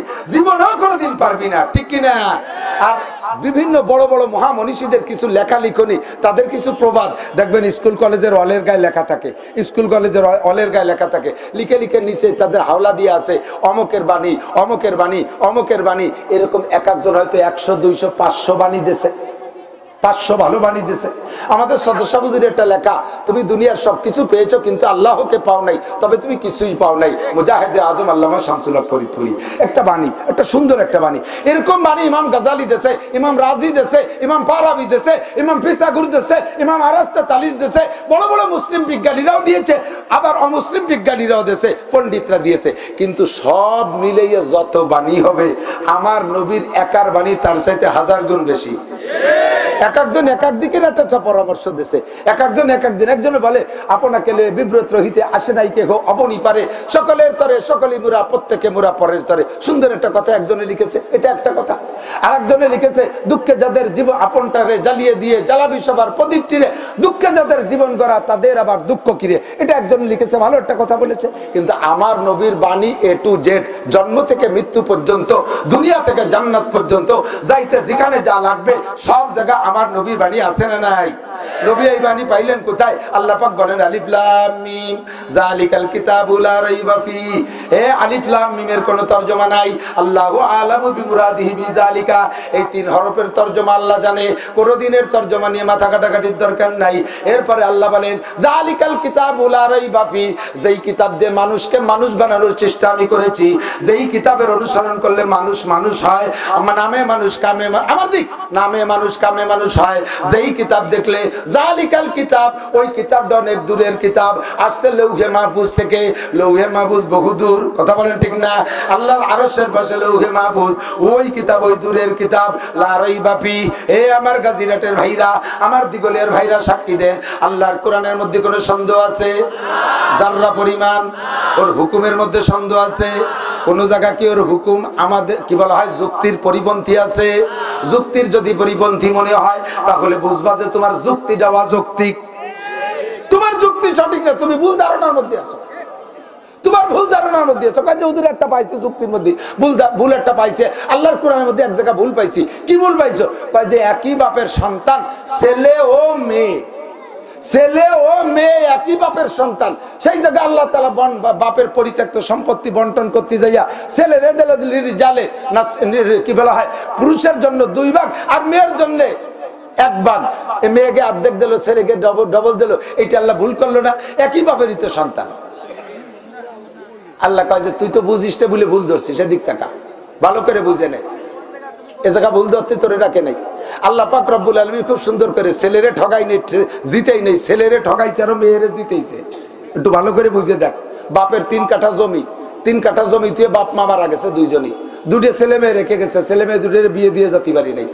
ছেলেটা 3 কাঠা জমির মালিক যদি সে তোর বড় লোক না, একখান ভ্যান কিনে কোনো মতে চালায়। এর মধ্যে বোনটা সাবালিক হয়ে গেছে, বড় হয়ে গেছে, বুন্ডারে বিয়ে দিতে হবে। কে দিয়ে দেবে? ভাইতি বোন বিয়ে দিতে হবে। খুঁজে খাইছে ও যেমন ব্যান চালায়নি, ওইরকম একটা ব্যান চালায়নি। ছেলে মোটামুটি আল্লাহওয়ালা, তরমুনায় যায়, তবলিগি যায়, এরে দেখে গুছাই নিয়ে আসছে। মোটামুটি বিয়ের তারিখ ঠিক হয়ে গেছে। ছেলেটা বলতেছে ভাইজান যৌতুক টুকতুক কিছু না, আমার তো এখন ব্যানের দরকার ছিল, ব্যান নাই, তাজা 30 টাকা দিলে আমি এখন ব্যান কিনে পরে আস্তে আস্তে আপনার শোধ দিয়ে দেবো। এখন বুন্ডারে বিয়ে দিতে হলে 30,000 টাকা তার গুছাতেই হবে। ভাইটা বহুত কষ্ট করে 30,000 টাকা জোগাড় করিয়া এই বউনাইরে ভ্যান কিনে দিয়ে বুন্ডারে বিয়ে দিয়ে দিয়েছে। বিয়ে দেওয়ার সময় ভাইজান বেশি লোক আসবো না, 29 লোক আসবো, জীবনেতে একটা বার সাইডে খাওয়াই দিয়েন। ভাইটা কষ্ট করে তা খাওয়াতে যে 30 জনের জন্য 30,000, 30 60,000 চলে গেছে 60। এবার বুন্ডারে বিয়ে দেওয়ার সময় কায়দা করিয়া ধরাই দেবো, যুগ জামানা ভালো না, সুফি সব সুফি না করলে কোন মন খারাপ হয়ে যায়, কোয়া যায় কি 2 লাখ টাকা দেন মোহর ধরিয়ে দিয়েছে। তাহলে 2,60,000 পেয়ে গেছে বোন। কত পাইছে? 2,60,000। জমি 3 কাঠার 1 কাঠা পাইছে, জমি 3 কাঠার 1 কাঠা পাইছে। বাইরে চলে গেছে 2,60,000, জমির থেকে চলে গেলে 1 কাঠা আছে, বাইরে মাত্র 2 কাঠা জমি। বেশি পাচ্ছে কেডা? কেডা বেশি পাচ্ছে? বোনটা বেশি পেয়ে যাচ্ছে সব হালাতে, কথা বলেন ঠিক না? সর্বাবস্থায় বেশি পেয়ে যাচ্ছে। এমন করে 3-4টে ছেলে মেয়ে হওয়ার পরে একদিন বুনি বন্ধেছে, ভাই একটু বেড়াতে আসবো। তুই কি কইস? বাবিরে কইস না, আগে বাবির সাথে কলিবার হবে না, তো একটু অনুমতি যে একটু বেড়াতে আসবো। আয়, তার কি কয়া লাগবে? তোর বাবি কি খারাপ জানে নাকি? কব না তার সে তার না কলিবার রানবেন, রান্নার বেলা কিরা করবেন, চলি আয়। ভাই আমি তো একা আসতে পারতেছি না, তোর দুলো ভাইও কিন্তু আসবে। নিয়ে আয়, সবাই নিয়ে আয়। আমার শ্বশুর শাশুড়িও কিন্তু একটু আসতে চাচ্ছে, তা নিয়ে আয়। তা তাকে কারণ নানি শাশুড়ি আর দাদি শাশুড়ি মরে কন্যে পরে কন্যে বলা যায় না, বুড়ো মানুষ হুন্ডা একটু আসতে চাচ্ছে শেষবারে। তা নিয়ে আয় তা সবাই রে। আমার দুটো ননদ আছে, নুন দিয়েছে, ওরা আছে কুঞ্জে পড়ছে, ওরাও আসবে। আয় সবাই রে নিয়ে আয়। ওকে এক একজনের 5টা সাল মেয়ে, ওরাও আসবে একবার। নিয়ে আয়, তো খালি বাড়তি তালে আছে। বাইরে ভাষা জিব্বে পানি নাই, 4টে ভাষা ডানি জোগাড় করা নাই। আর চোরের দল, বেয়াকুবির দল বুঝতেছে যে বাইরে আল্লাহ জিতেছে, বুন্ডে আল্লাহ ঠকাইছে, দেখ কিরামে লুটিয়ে ফুটিয়ে নিয়ে যায়। সবগুলো আইনে টাইনে 3 দিন পাড়ায় ধরে খাইছে। ভাইটা কি করবে? বেড়া ক্ষেত্রে 20,000 টাকা উদরের আইনে, মানে আইনে লোন আইনে তাই দেখে খাওয়াইছে। যাওয়ার আগের দিন অবদার ওই পাশে নিয়ে বাইরে কেছে, ভাই তোর অবস্থা যে কতিও ভরান পড়ে না করলেও হয় না, এই যে কজন আইছে এগে তো আর তো আসবে না, একটু নৌতো মৌতো না দিলি হয় নাকি? ভাই লম্বারটা নিষেধ ছাড়িয়ে কয়, তোর মুখে কান্না দেখতে চাই না, তোর মা নাই বাপ নাই, 2 ভাই বোনি এতিম, তুই আজকে বেজার হয়ে যাবি, এটা আমি পারবো না। ব্যান খান নিয়ে কালিয়ারাটে বিক্রি করে নৌতো মৌতো কিনে দিয়ে বুন্ডে বিদায় দিয়েছে। কারে আল্লাহ ঠকাইছে আর কারে আল্লাহ জিতেছে হিসাব করে দেন। কতক্ষণ বুঝলি আর কোনো ঝামেলা নাই, না বুঝলি সব জায়গায় ঝামেলা। আমার কোরআনের ভিতরে কোন জায়গা প্যাস পড়ার মধ্যে বক্রতা নাই, হুকুমের মধ্যে বক্রতা নাই, কোন জায়গায় কম বেশ নাই। আল্লাহ পাক সুন্দর করে কোরআনে কারীম সাজাইছে মানব জীবনকে অরিজিনাল মানুষ গড়ার জন্য একটা গাইডলাইন, একটা উত্তম সাবজেক্ট হলো আল কোরআন। একটু স্বীকার করেন, জোরে বলেন হুদাল্লিল মুত্তাকিন। আল্লাহ কাইরা হুদাল্লিন নাস, আর আয়াত পড়ছি শাহরুর রমাদান আল্লাযী উনজিলা ফিল কুরআন হুদাল্লিন নাস। এই কোরআন মুত্তাকিনদেরও হিদায়াত দেয়, সাধারণ মানুষকে কাফের মুশরিকদেরকে হিদায়াত দেয়। কাফের মুশরিকদেরকে জান্নাতের পথ দেখায় আর মুত্তাকিনদের তাকওয়া বাড়ায়। ওয়াইজা তুলিয়াত আলাইহিম আয়াতুহু যাদাতুহুম ঈমানা। আমার দিক তাকান, যারা মোমেন ইমানদার, তারা কোরআন শরীফ শুনলে, কোরআন শরীফের তেলাওয়াত যদি ভালো কারীরা তেলাওয়াত করে, কারি আব্দুল বাসেদ, এরপরে মিশরি কারীরা, আমাদের কারি মুস্তাকিম বিল্লাহ খুলনার, আমাদের কারি সাইদুল ইসলাম আসাদ বাংলাদেশের, এরকম কারীরা যখন তেলাওয়াত করে, যার ভিতরে ন্যূনতম ইমান আছে, ও মমতাজ মনির খান আলমগীরের গান্ডে লাথি মারি চিৎ করে বেলাই দিয়া আল্লাহর রহমতে কোরআনে কারীমের তেলাওয়াত শুনবে জিম ধরিয়ে। কথা বলেন ঠিক না? যখনই তেলাওয়াত শুনি তখন দিলটা কেঁপে ওঠে। ওয়াইজা তুলিয়াত আলাইহিম আয়াতুহু যাদাতুহুম ঈমানা। ঈমান বেড়ে যায় কোরআনে কারীমের তেলাওয়াত শুনলে। অবিতাকরারে তুলাতে লাম ইয়ামুল। মমতাজের বুকটা ফাটতে যায় যে গান এ কতদিন পর্যন্ত সবাই শুনছে, বুড়ো বুড়ো শুনছে, যখন ক্যাসেটে গায় হুজুররা একটু কান কাট করে দিয়ে শোনে আর হাঁটে, ভালো বুঝতে দেয় না যে আমি শুনতেছি, আবার শোনে। এখন যদি কেউ গায়ে যে বুকটা ফাটতে যায়, মনে করে যে তার লাথি দিয়ে তার বুকটা ফাটায় ফেলাই দিই, ও সাথে আর কতকাল শুনবো রে? কথা বল না কেন? আর জন্মের পরের থেকে সূরা ফাতিহা ইমামের পিছনে শুনি আলহামদুলিল্লাহি রাব্বিল আলামিন আর রহমানির রহিম মালিকি ইয়াউমিদ্দিন ইয়াকা না'বুদু ওয়া ইয়াকা নাস্তাঈন ইহদিনাস সিরাতাল মুস্তাকিম সিরাতাল লাযীনা আন'আমতা আলাইহিম গায়রিল মাগদুবি আলাইহিম ওয়ালাদ-দাল্লিন। আমিন। ভালো লাগছে না মন্দ? জীবন করে শুনি। কোনদিন কি ইমামরে কেউ কইছে হুজুর এক সূরার কতদিন পড়বেন, পাল্টা উল্টে পড়েন দি? এ কেউ কয়? ভালো লাগে কি লাগে না? সব দিন ভালো লাগে কি লাগে না? এলো কোরআনের মুজিজা। আমার কোরআনের কোন জায়গায় ত্রুটি নাই, ঠিক কি ঠিক না? একে আল্লাহ পাক পাঠিয়েছেন কি জন্য? হুদাল্লিল মুত্তাকিন, মুত্তাকিনদের হিদায়াতের জন্য। যত শুনবেন ইমানদাররা ততই ভালো লাগবে আর নতুন করে তাকওয়া বাড়বে। আর কাফের মুশরিকের জন্য হিদায়াত। আজকে আমাকে একজনে বলতেছিল যে হুজুর আমরা এক অফিসে, আমাদের সিনিয়র অফিসার যখন চাকরিতে ছিলাম, সিনিয়র অফিসার হিন্দু, যখনই আজান দিত আজানের ফাঁকে আমাদের কর্মবিরতি থাকতো, আমরা ওই সময় বসে নিজেরা কোটি কোটির গল্প করতাম। কিন্তু আমাদের হিন্দু স্যার উনি কথা বলতেন না, উনি জিম ধরে আজানটা শুনতেন। এমন করে আমাদের কয়দিন দেখার পরে একদিন স্যারই আমাদেরকে বলতেন, মিয়া আপনারা করেন কি? ওই লোকটা মাইকে কি বলে, ওর কথার ভিতরে কি বলে, আর আপনি মুসলমান হইয়া এই ফাঁকে কথা বলেন? কান লাগে শোনেন, দেখেন আল্লাহু আকবার বলে, আশহাদু আল্লা ইলাহা ইল্লাল্লাহ বলে, ওইরকম মজা তো কোনো আওয়াজের মধ্যে শুনি না। আপনি না শুনে কেন কথা বলেন? আমরা মুসলমানরা জিম ধরে গেছি। আল্লাহু আকবার। একজন হিন্দু মানুষ সে মুয়াজ্জিনের আজান এত মহব্বতের সাথে শোনে। হতে পারে ওই লোকটা ভিতরে ভিতরে মোমেন হয়ে গেছে, কারণবশত বাহ্যিকভাবে প্রকাশ করতে পারতেছে না। এরকম বহুত হিন্দু ভাই আছে, কারণবশত সামাজিকতার কারণে জাহির করতে পারে না। আমার কোরআন গোটা মানব জাতির হিদায়াতের জন্য, ঠিক কি ঠিক না? ঠিক না? এই কোরআন দিয়ে নবী পাকের জীবন গড়ি একটা আদর্শ মানুষ উস্তাদ হিসেবে আমাদের সামনে আসছে। আমার নবীকে আল্লাহ পাক রব্বুল আলামিন শিক্ষার চাইতে ভালো শিক্ষা হতে পারে? এবার নবী বলেন ওয়াদ্দামানি রব্বি, আমারে আদব শিক্ষা দিয়েছেন আমার আল্লাহ। ফাসানা তাদিবি, আদব মানে আদর্শ, আদব মানে সভ্যতা, আদব মানে ভদ্রতা। আদবের আমরা আরবিতে মাদ্রাসায় পড়াই, যখন আদবের একটা কিতাব আছে আরবি সাহিত্য, রওজাতুল আদব, তারপরে নফাতুল আরব, নফাতুল ইয়ামান, কালুবি, এগুলো আদবের কিতাব, সাহিত্যের কিতাব। এই আদবের একটা সংজ্ঞা আমরা বলে থাকি, সেটা আমার দিক অ্যানিম্যান এভরিবডি চলে আইছি জায়গা মতো। আমার টাইম হলো 8টা পর্যন্ত, তার থেকে যেটুক আছে সেইটুক, গড়ি দেওয়ার দরকার নাই। কের আমি দেখতেছি আমার কাছে গড়ি আছে, আমি দেখবানি, কেউ দেখার দরকার নাই।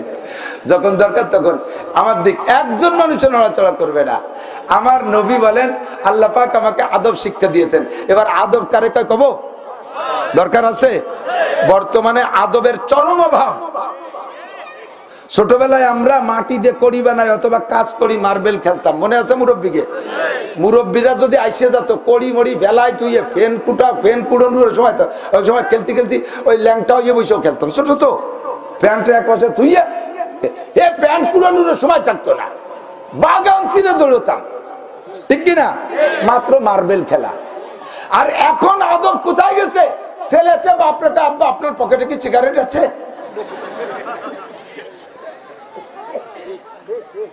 যদি কে বাবা আছে আমার তো শেখ সিগারেট না, আব্বা গোল্ড লিফ লাগবে, উনি গোল্ড লিফ ছাড়া খায় না, বেনসন লাগবে। আদব কোথায়? শিক্ষকরে দেখে, স্কুলের স্যাররে দেখলে বাড়িতে পেশাব এসে যেত, মনে আছে মুরব্বীরা? স্কুলের কোন কোন স্যার, বিশেষ করে সেকেন্ড স্যার হতেন খুব মেজাজি, সেকেন্ড স্যাররে দেখলে ভয়তে পেশাব এসে যেত। আর এখন স্কুলের পোলাপান শিক্ষিকারে কয় স্যার এটা দেন, স্যার ওটা দেন, স্যাররাও যাইয়ে তাদেরকে পাঠায় যা বাড়িতে বড়ই পাড়িয়ে নিয়ে আইগে। যেই স্যার ছাত্র ছাত্রীকে যে বাড়িতে বড়ই পাড়িয়ে নিয়ে খাওয়ায়, সেই স্যার কোনোদিন ছাত্র ছাত্রীদেরকে শিক্ষা দিতে পারবে না, তাদের শাসন করতে পারবে না, ঠিক কিনা? আমরা স্যারদেরকে কিছু খাওয়াইতে পারতাম না।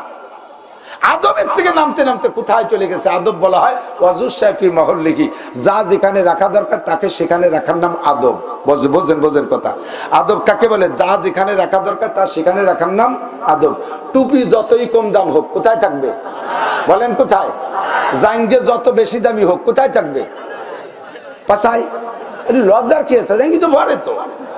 মুজা যত বেশি দামি হোক থাকবে কোথায়? পায়। টুপি যত কম দামি হোক কোথায় থাকবে?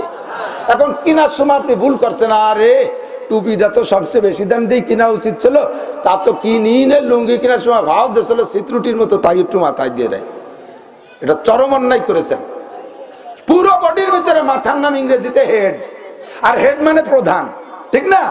তাহলে প্রধানের উপরে যা টুপি দিয়েছেন তা আবার ধুতি মনে নাই, প্রায় জনে টুপি চেহারা দেন, কয় বছর দই না আল্লাহ জানে। তেল সে কুলুবাড়ি টুপির গন্ধ, কলুবাড়ি, হ্যাঁ কলুবাড়ি, কলুবাড়ি টুপির মতো তেল ছেয়ে গেছে, লাখ লাখ তিলে ভরে গেছে। তোমার টুপিটা ধুতি মনে দেয়। জাঙ্গি দি সপ্তাহে 2 বার দৌ, মুজা দি 3 বার দৌ, টুপি ধুতি মনে থাকে না কেন? আর ওইগুলো কেনছো, জাঙ্গি কেনছো 500 টাকা দিয়ে, টুপি কেনছো 5 টাকা দিয়ে। চরম ভুল করছো। টুপি কিনবা 500 টাকা দিয়ে, জাঙ্গি নাই ভাও পাইলে পড়লে না পারলে না পারলে, দরকার হয় তাহলে গামছা ভরে কাঁচাই দিত।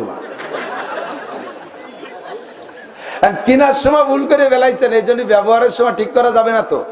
যা কি করছি, জাঙ্গি বেশি টাকা দিয়ে কিনছি, টুপি কম দামি, তা জাঙ্গি মাথায় দিয়ে নামাজ পড়ি, এটা বেয়াদবি হবে না?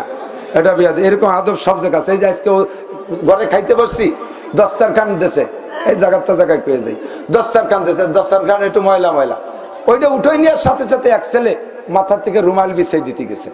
নো, এটা আদব না। রুমাল দস্তারখানের কাছে ব্যবহার করবেন না। আমি অজু বানায় আসছি, গামছা নাই, দৌড়ে যে মাথা থেকে এই রুমাল, এই যে আমাদের রুমাল, এই রুমাল দেয় অনেকে, হুজুর এটি দিয়ে মাথা মুখ মোছেন। নো, এই রুমাল তো হাত মুখ মোছার জন্য না, এটা সম্মানী পোশাক, উপরে থাকবে, এটা সম্মানী পোশাক, এর একটা মর্যাদা আলাদা। একে এখানে রাখার জন্য, এর হাত মুখ মোছার জন্য না। গামছা বানানো হচ্ছে হাত মুখ মোছার জন্য। দস্তারখানে এবার বাঁচতেছে না কিছু, একখান গামছা বিছিয়ে দিছে। কেন? দস্তারখান তো গামছা না, গামছারে বানানো হচ্ছে অন্য কাজের জন্য, এটা বেয়াদবি। আর গামছা দস্তারখান কি জন্য? নিচে কোনো খাবার পড়ে যাবে আর তাই তুলে খাওয়ার জন্য এলো দস্তারখান, যাতে ময়লা জায়গা পড়লে তো তুলে খাওয়া যাবে না, এই জন্য ভালো একটা কাপড় বিছাই। কিন্তু যে কাপড়টা বিছাইছেন সে কাপড়টার কি অবস্থা? আমরা আমি এক জায়গায় যে খাইতে বসছি, এই যে দস্তারখানে আনিয়ে দিয়েছে, প্রথম তো নাই, অনেক বলার পরে আনছে, গামছা নিয়েছে একখান, গামছা এনে বিছাই দিয়েছে। প্লেট থোয়ার পরে যে জায়গায় খাবার পড়বে নজর করে দেয় যে সেই জায়গা কেটা যেন ওই গামছা দিয়ে নাক মুছে পা শিয়েন খানিক টানাই দিয়ে দিয়েছে। তাই আমার কোলের দ্বারা ওর মধ্যে ভাত পড়লে খাওয়া যাবে? তাহলে এটা বেয়াদবি হয়েছে। গামছারে নাক মুছার জন্য বানাইছে, ওরে দস্তারখানে দিস কে?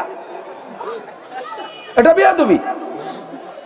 অজুসে বিমহল্লিহি, এটা কয় আদব। যা যেখানে রাখার দরকার তার সেখানে রাখার নাম আদব। এটা আমার নবীর আদর্শ ভাই। এগুলো আলোচনা হয় না মাহফিলের ভিতরে, এ কথাগুলি ইম্পর্টেন্ট, জরুরি। আমরা যখন আসি রাস্তা দিয়ে গাড়ি চালাই, এই রাস্তা দিয়ে গাড়ি যাই, সব জায়গা বিশেষ করে এই এলাকায় বেশি দেখি, একটা প্রাইভেট কার আসতেছে, দেখতেছে যে একটা গাড়ি আসতেছে, যুবক রাস্তার মাঝখানে দাঁড়িয়ে ফোন করতে তালে আছে, কাছে এসে হরেন দেই, আমাকে কয় অত ব্যস্ত কেন? দেখতেছেন না ফোন করি, দেখতেছেন না ফোন করি, অত ব্যস্ত কেন? দাঁড়ান আমি ফোন শেষ করি, তারপরে আমার রাস্তার মাঝখানে দাঁড়াইয়া সে ফোন করবে, আমারে যাইতে দেবে না। এটা কি আদব না বেয়াদব? জোরে বলেন। গাড়িটা আসতেছে, একটু চেপে দাঁড়ান, একটু সরিয়ে দাঁড়ান, এতে আপনার কি ইজ্জত যাবে? বেকায় দাঁড়ায় থাকে, সরেই না। এতে কি বুঝছি জানিস? এটা বেয়াদবি। এই বেয়াদব তুই একা না, তোর মাও বেয়াদব, তোর আব্বাও বেয়াদব। তোর আদব বলতে কিছু শিক্ষা দেয় নাই, কারণ মুরব্বীরা যদি খারাপ হয় সন্তানও খারাপ হয়। কথা কোন ঠিক ঠিক না? আসার সাথে সাথে ও হুজুর আজ কয় জায়গা টিপ মারবেন? তুই কি বলিস? হাই স্কুলে, কলেজে? তোর এই আচরণে বুঝছি যে তোর মা বাপ তো ভালোই না, তোর উস্তাদও ভালো না। গালিটা কদ্দূর নিয়ে গেছিস জানিস? এভাবে বলার দরকার কি? আসসালামু আলাইকুম রহমতুল্লাহ। হুজুর ভালো আছেন? অনেক দূর থেকে আসছি, আজকে আমি ছুটি নিয়ে আসছি, শুধু আপনার বয়ান শুনবো। হুজুর অনেক ভালোবাসি আপনাকে। হুজুর আপনি যা বলেন আমি আমল করার চেষ্টা করি। হুজুর আপনি আমাদের আমলই কিছু কথা বলবেন হুজুর, মেহেরবানি করে। এভাবে বলো, বুঝবো যে তুমিও ভালো, তোমার মাও ভালো, তোমার বাপও ভালো। হুজুর হুজুর একই अदब ताज az lutfe ilahi bene barsar biro har jaake khahi aw ay khuda kae mein tawfiq adab be adab mahrum gasht az fazl ra বেয়াদবি করবি, যে জায়গা যাবি জুতোর বাড়ি খাবি, আদবের টুপি মাথায় পরে যাবি, সম্মান স্নেহ ভালোবাসা পাবি। রাস্তায় ভালো শুধু আলেম না, একজন মুরব্বী দেখবি তার সাথে সভ্য ভদ্র ব্যবহার করবি।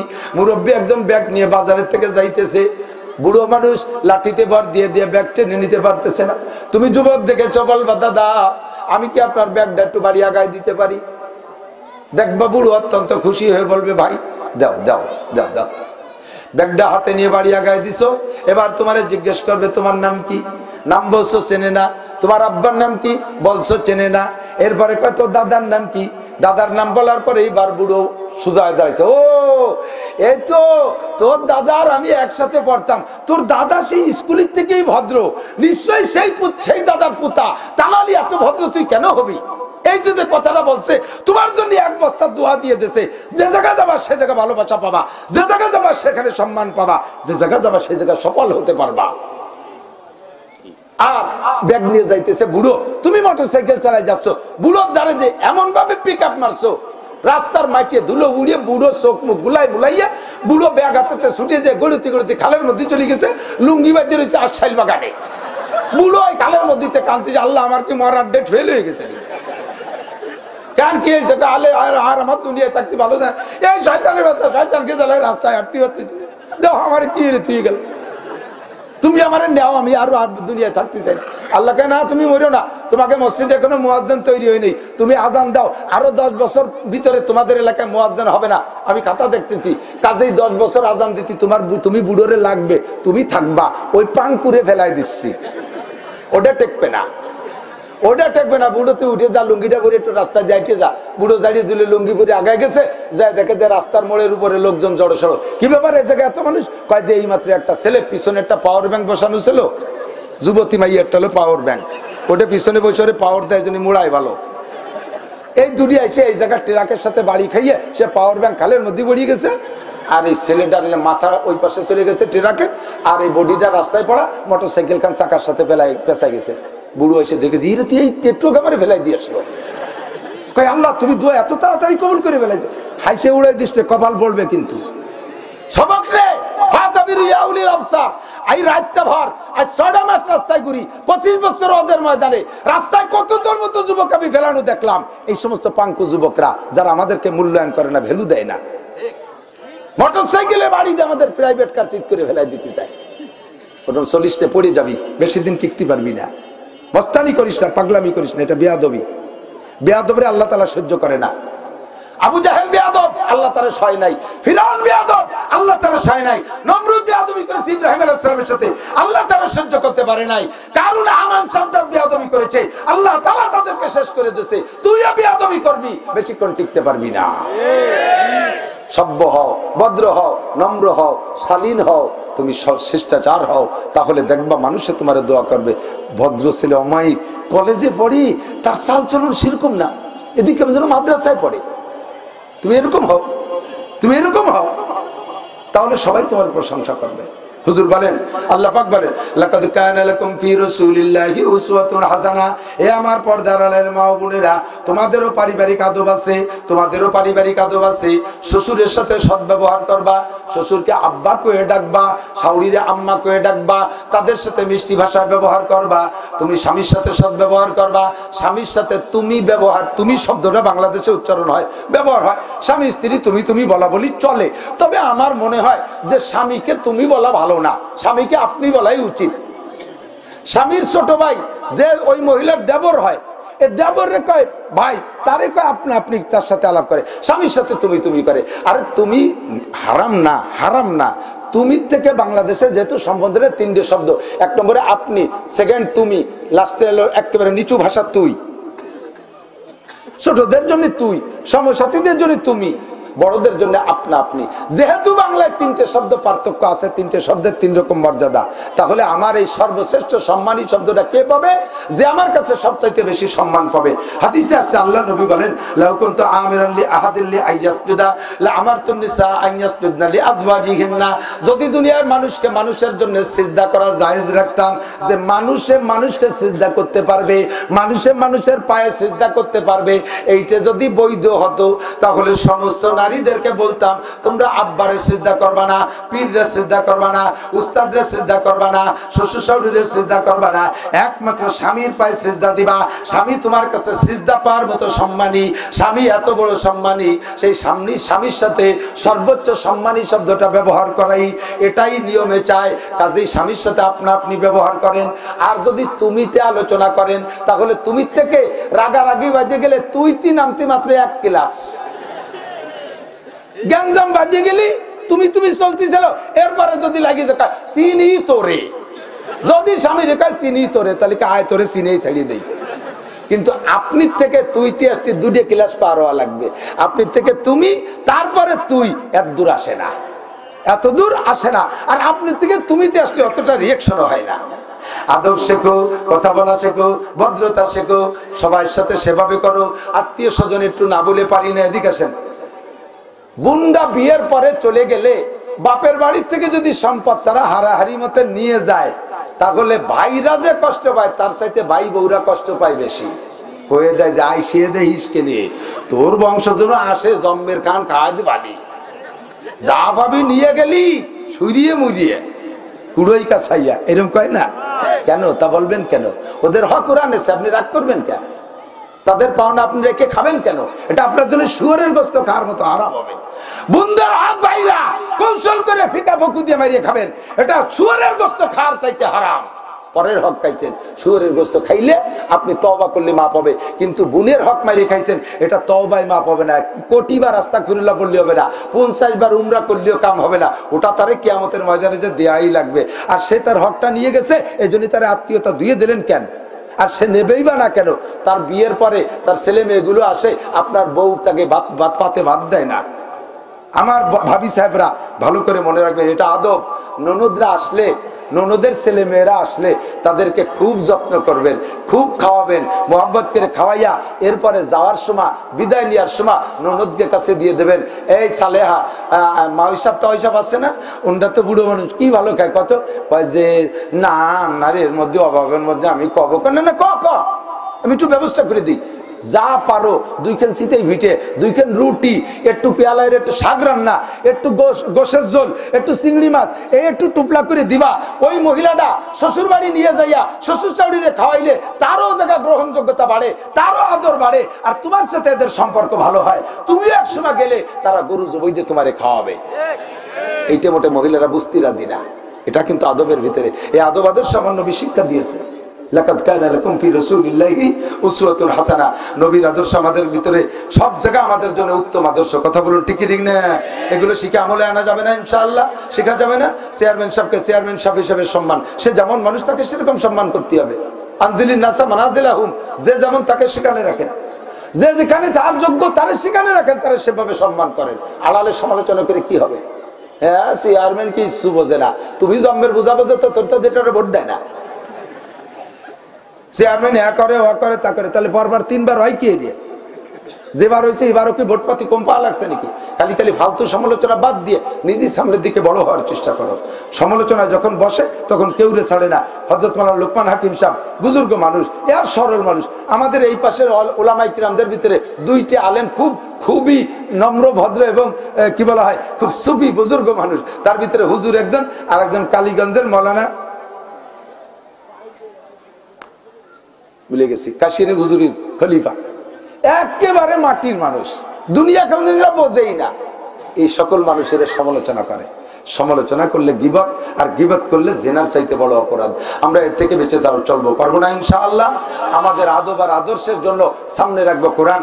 আল্লাহ পাক বা আল্লাহ নবী বলেন, মান জাআলাল কুরআনা আমামাহু কাদাহু ইলাল জান্নাহ। যে ব্যক্তি কোরআনকে সামনে নিয়ে চলে, কোরআনে তারে কিয়ামতের ময়দানে পথ দেখায় জান্নাতে পৌঁছে দেবে। কোন সুবহানাল্লাহ। ওয়া মান জাআলাল কুরআনা কালফা যাহরিহি, যে কোরআনকে পিছে রাখা দুনিয়ার শিক্ষা দিয়ে সামনে চলতে চায়, তাহলে কোরআনকে পিছে রাখার কারণে কিয়ামতের ময়দানে কোরআনকে আল্লাহ তাআলা ওর পিছে লাগাই দেবে। বিশাল লম্বা আগুনের লাঠি হাতে দিয়া বলবে, ও কোরআন, তোরে যারা দুনিয়ায় পড়ে নাই, তোরে যারা দুনিয়া মানে নাই, তোরে যারা দুনিয়া আমলে আনে নাই, তাদের পিছে যাইয়া পিটাই ওয়াসিকাল্লাযিনা কাফারু ইলা জাহান্নামা যুমারা। দলে দলে যাকে পিটাই জাহান্নামে নামা।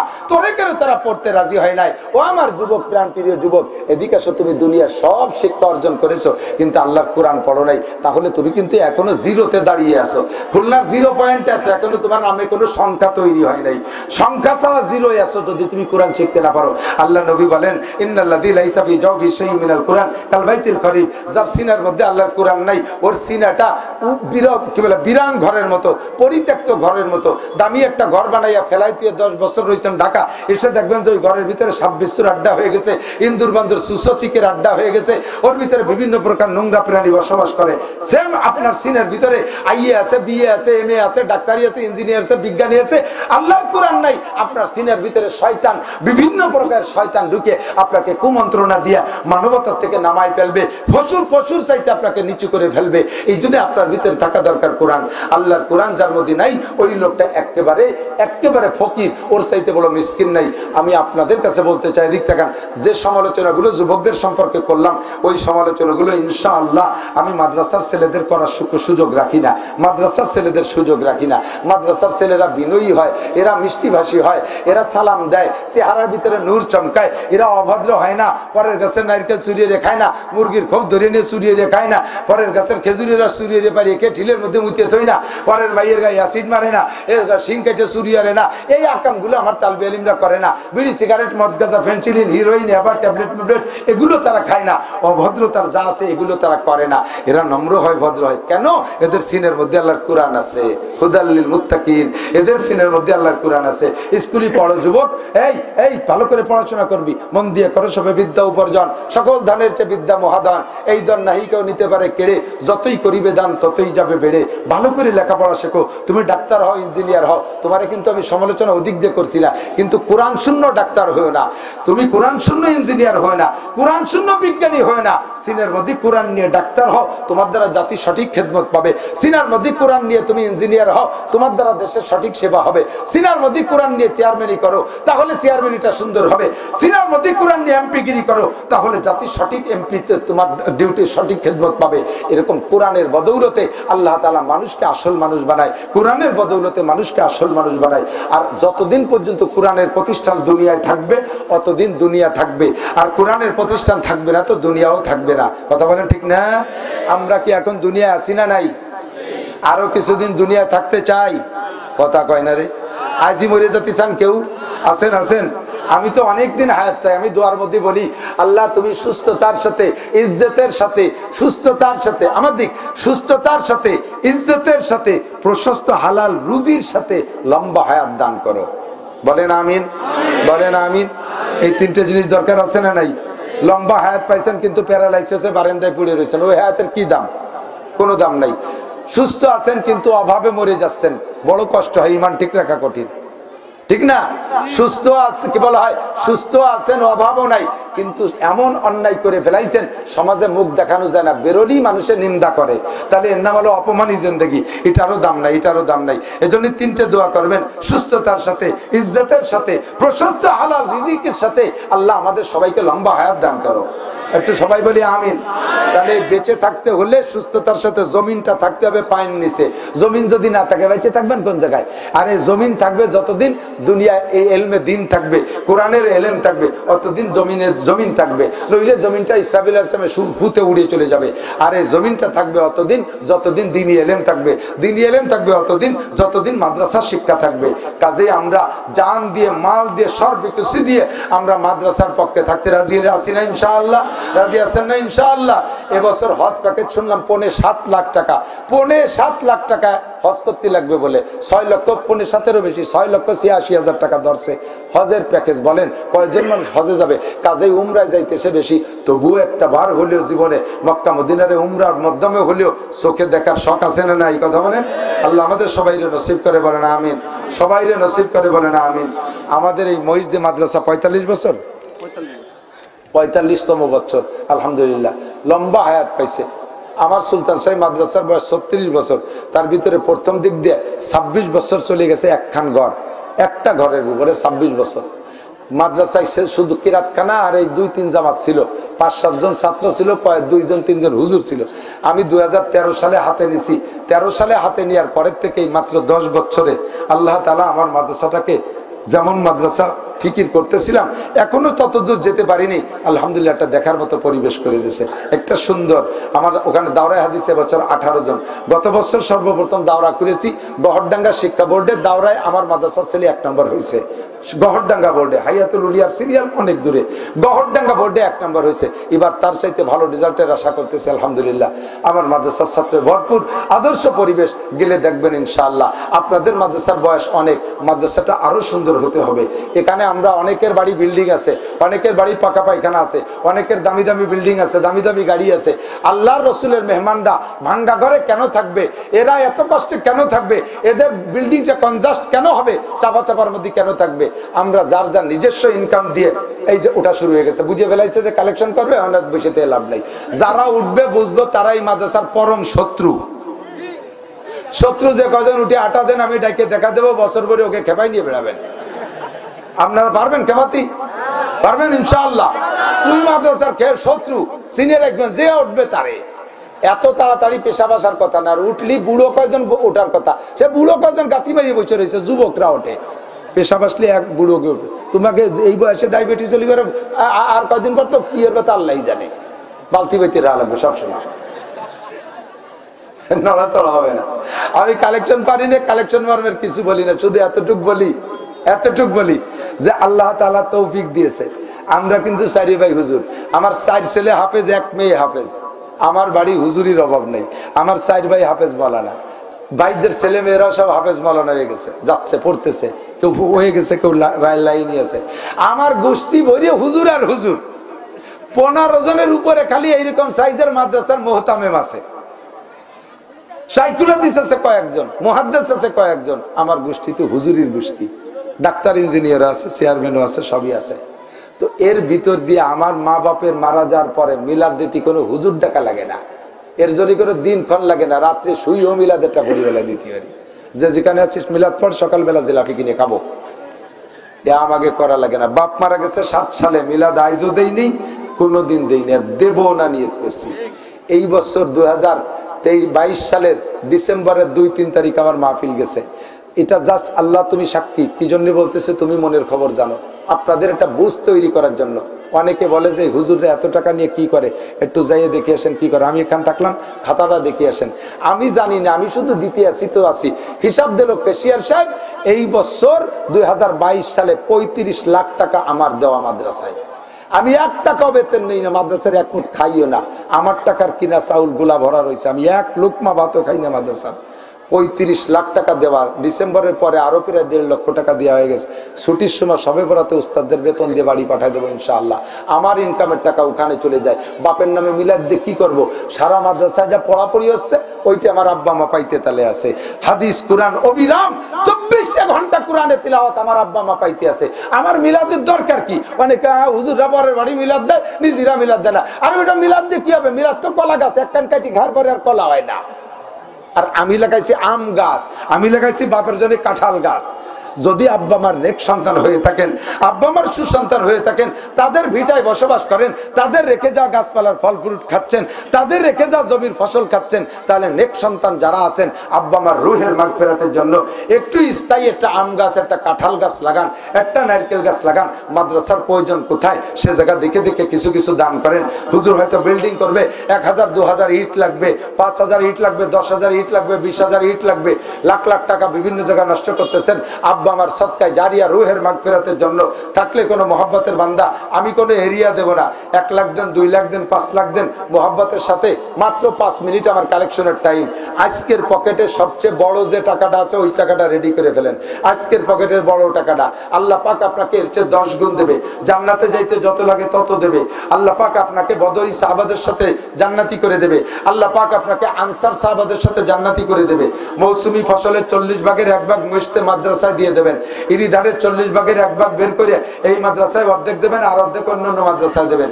তা আল্লাহর কোনো বান্দা থাকলে বলতে পারেন আমি 10,000 টাকা দেবো এই মাদ্রাসায়, 20,000 টাকা দেবো, 50,000 টাকা দেবো।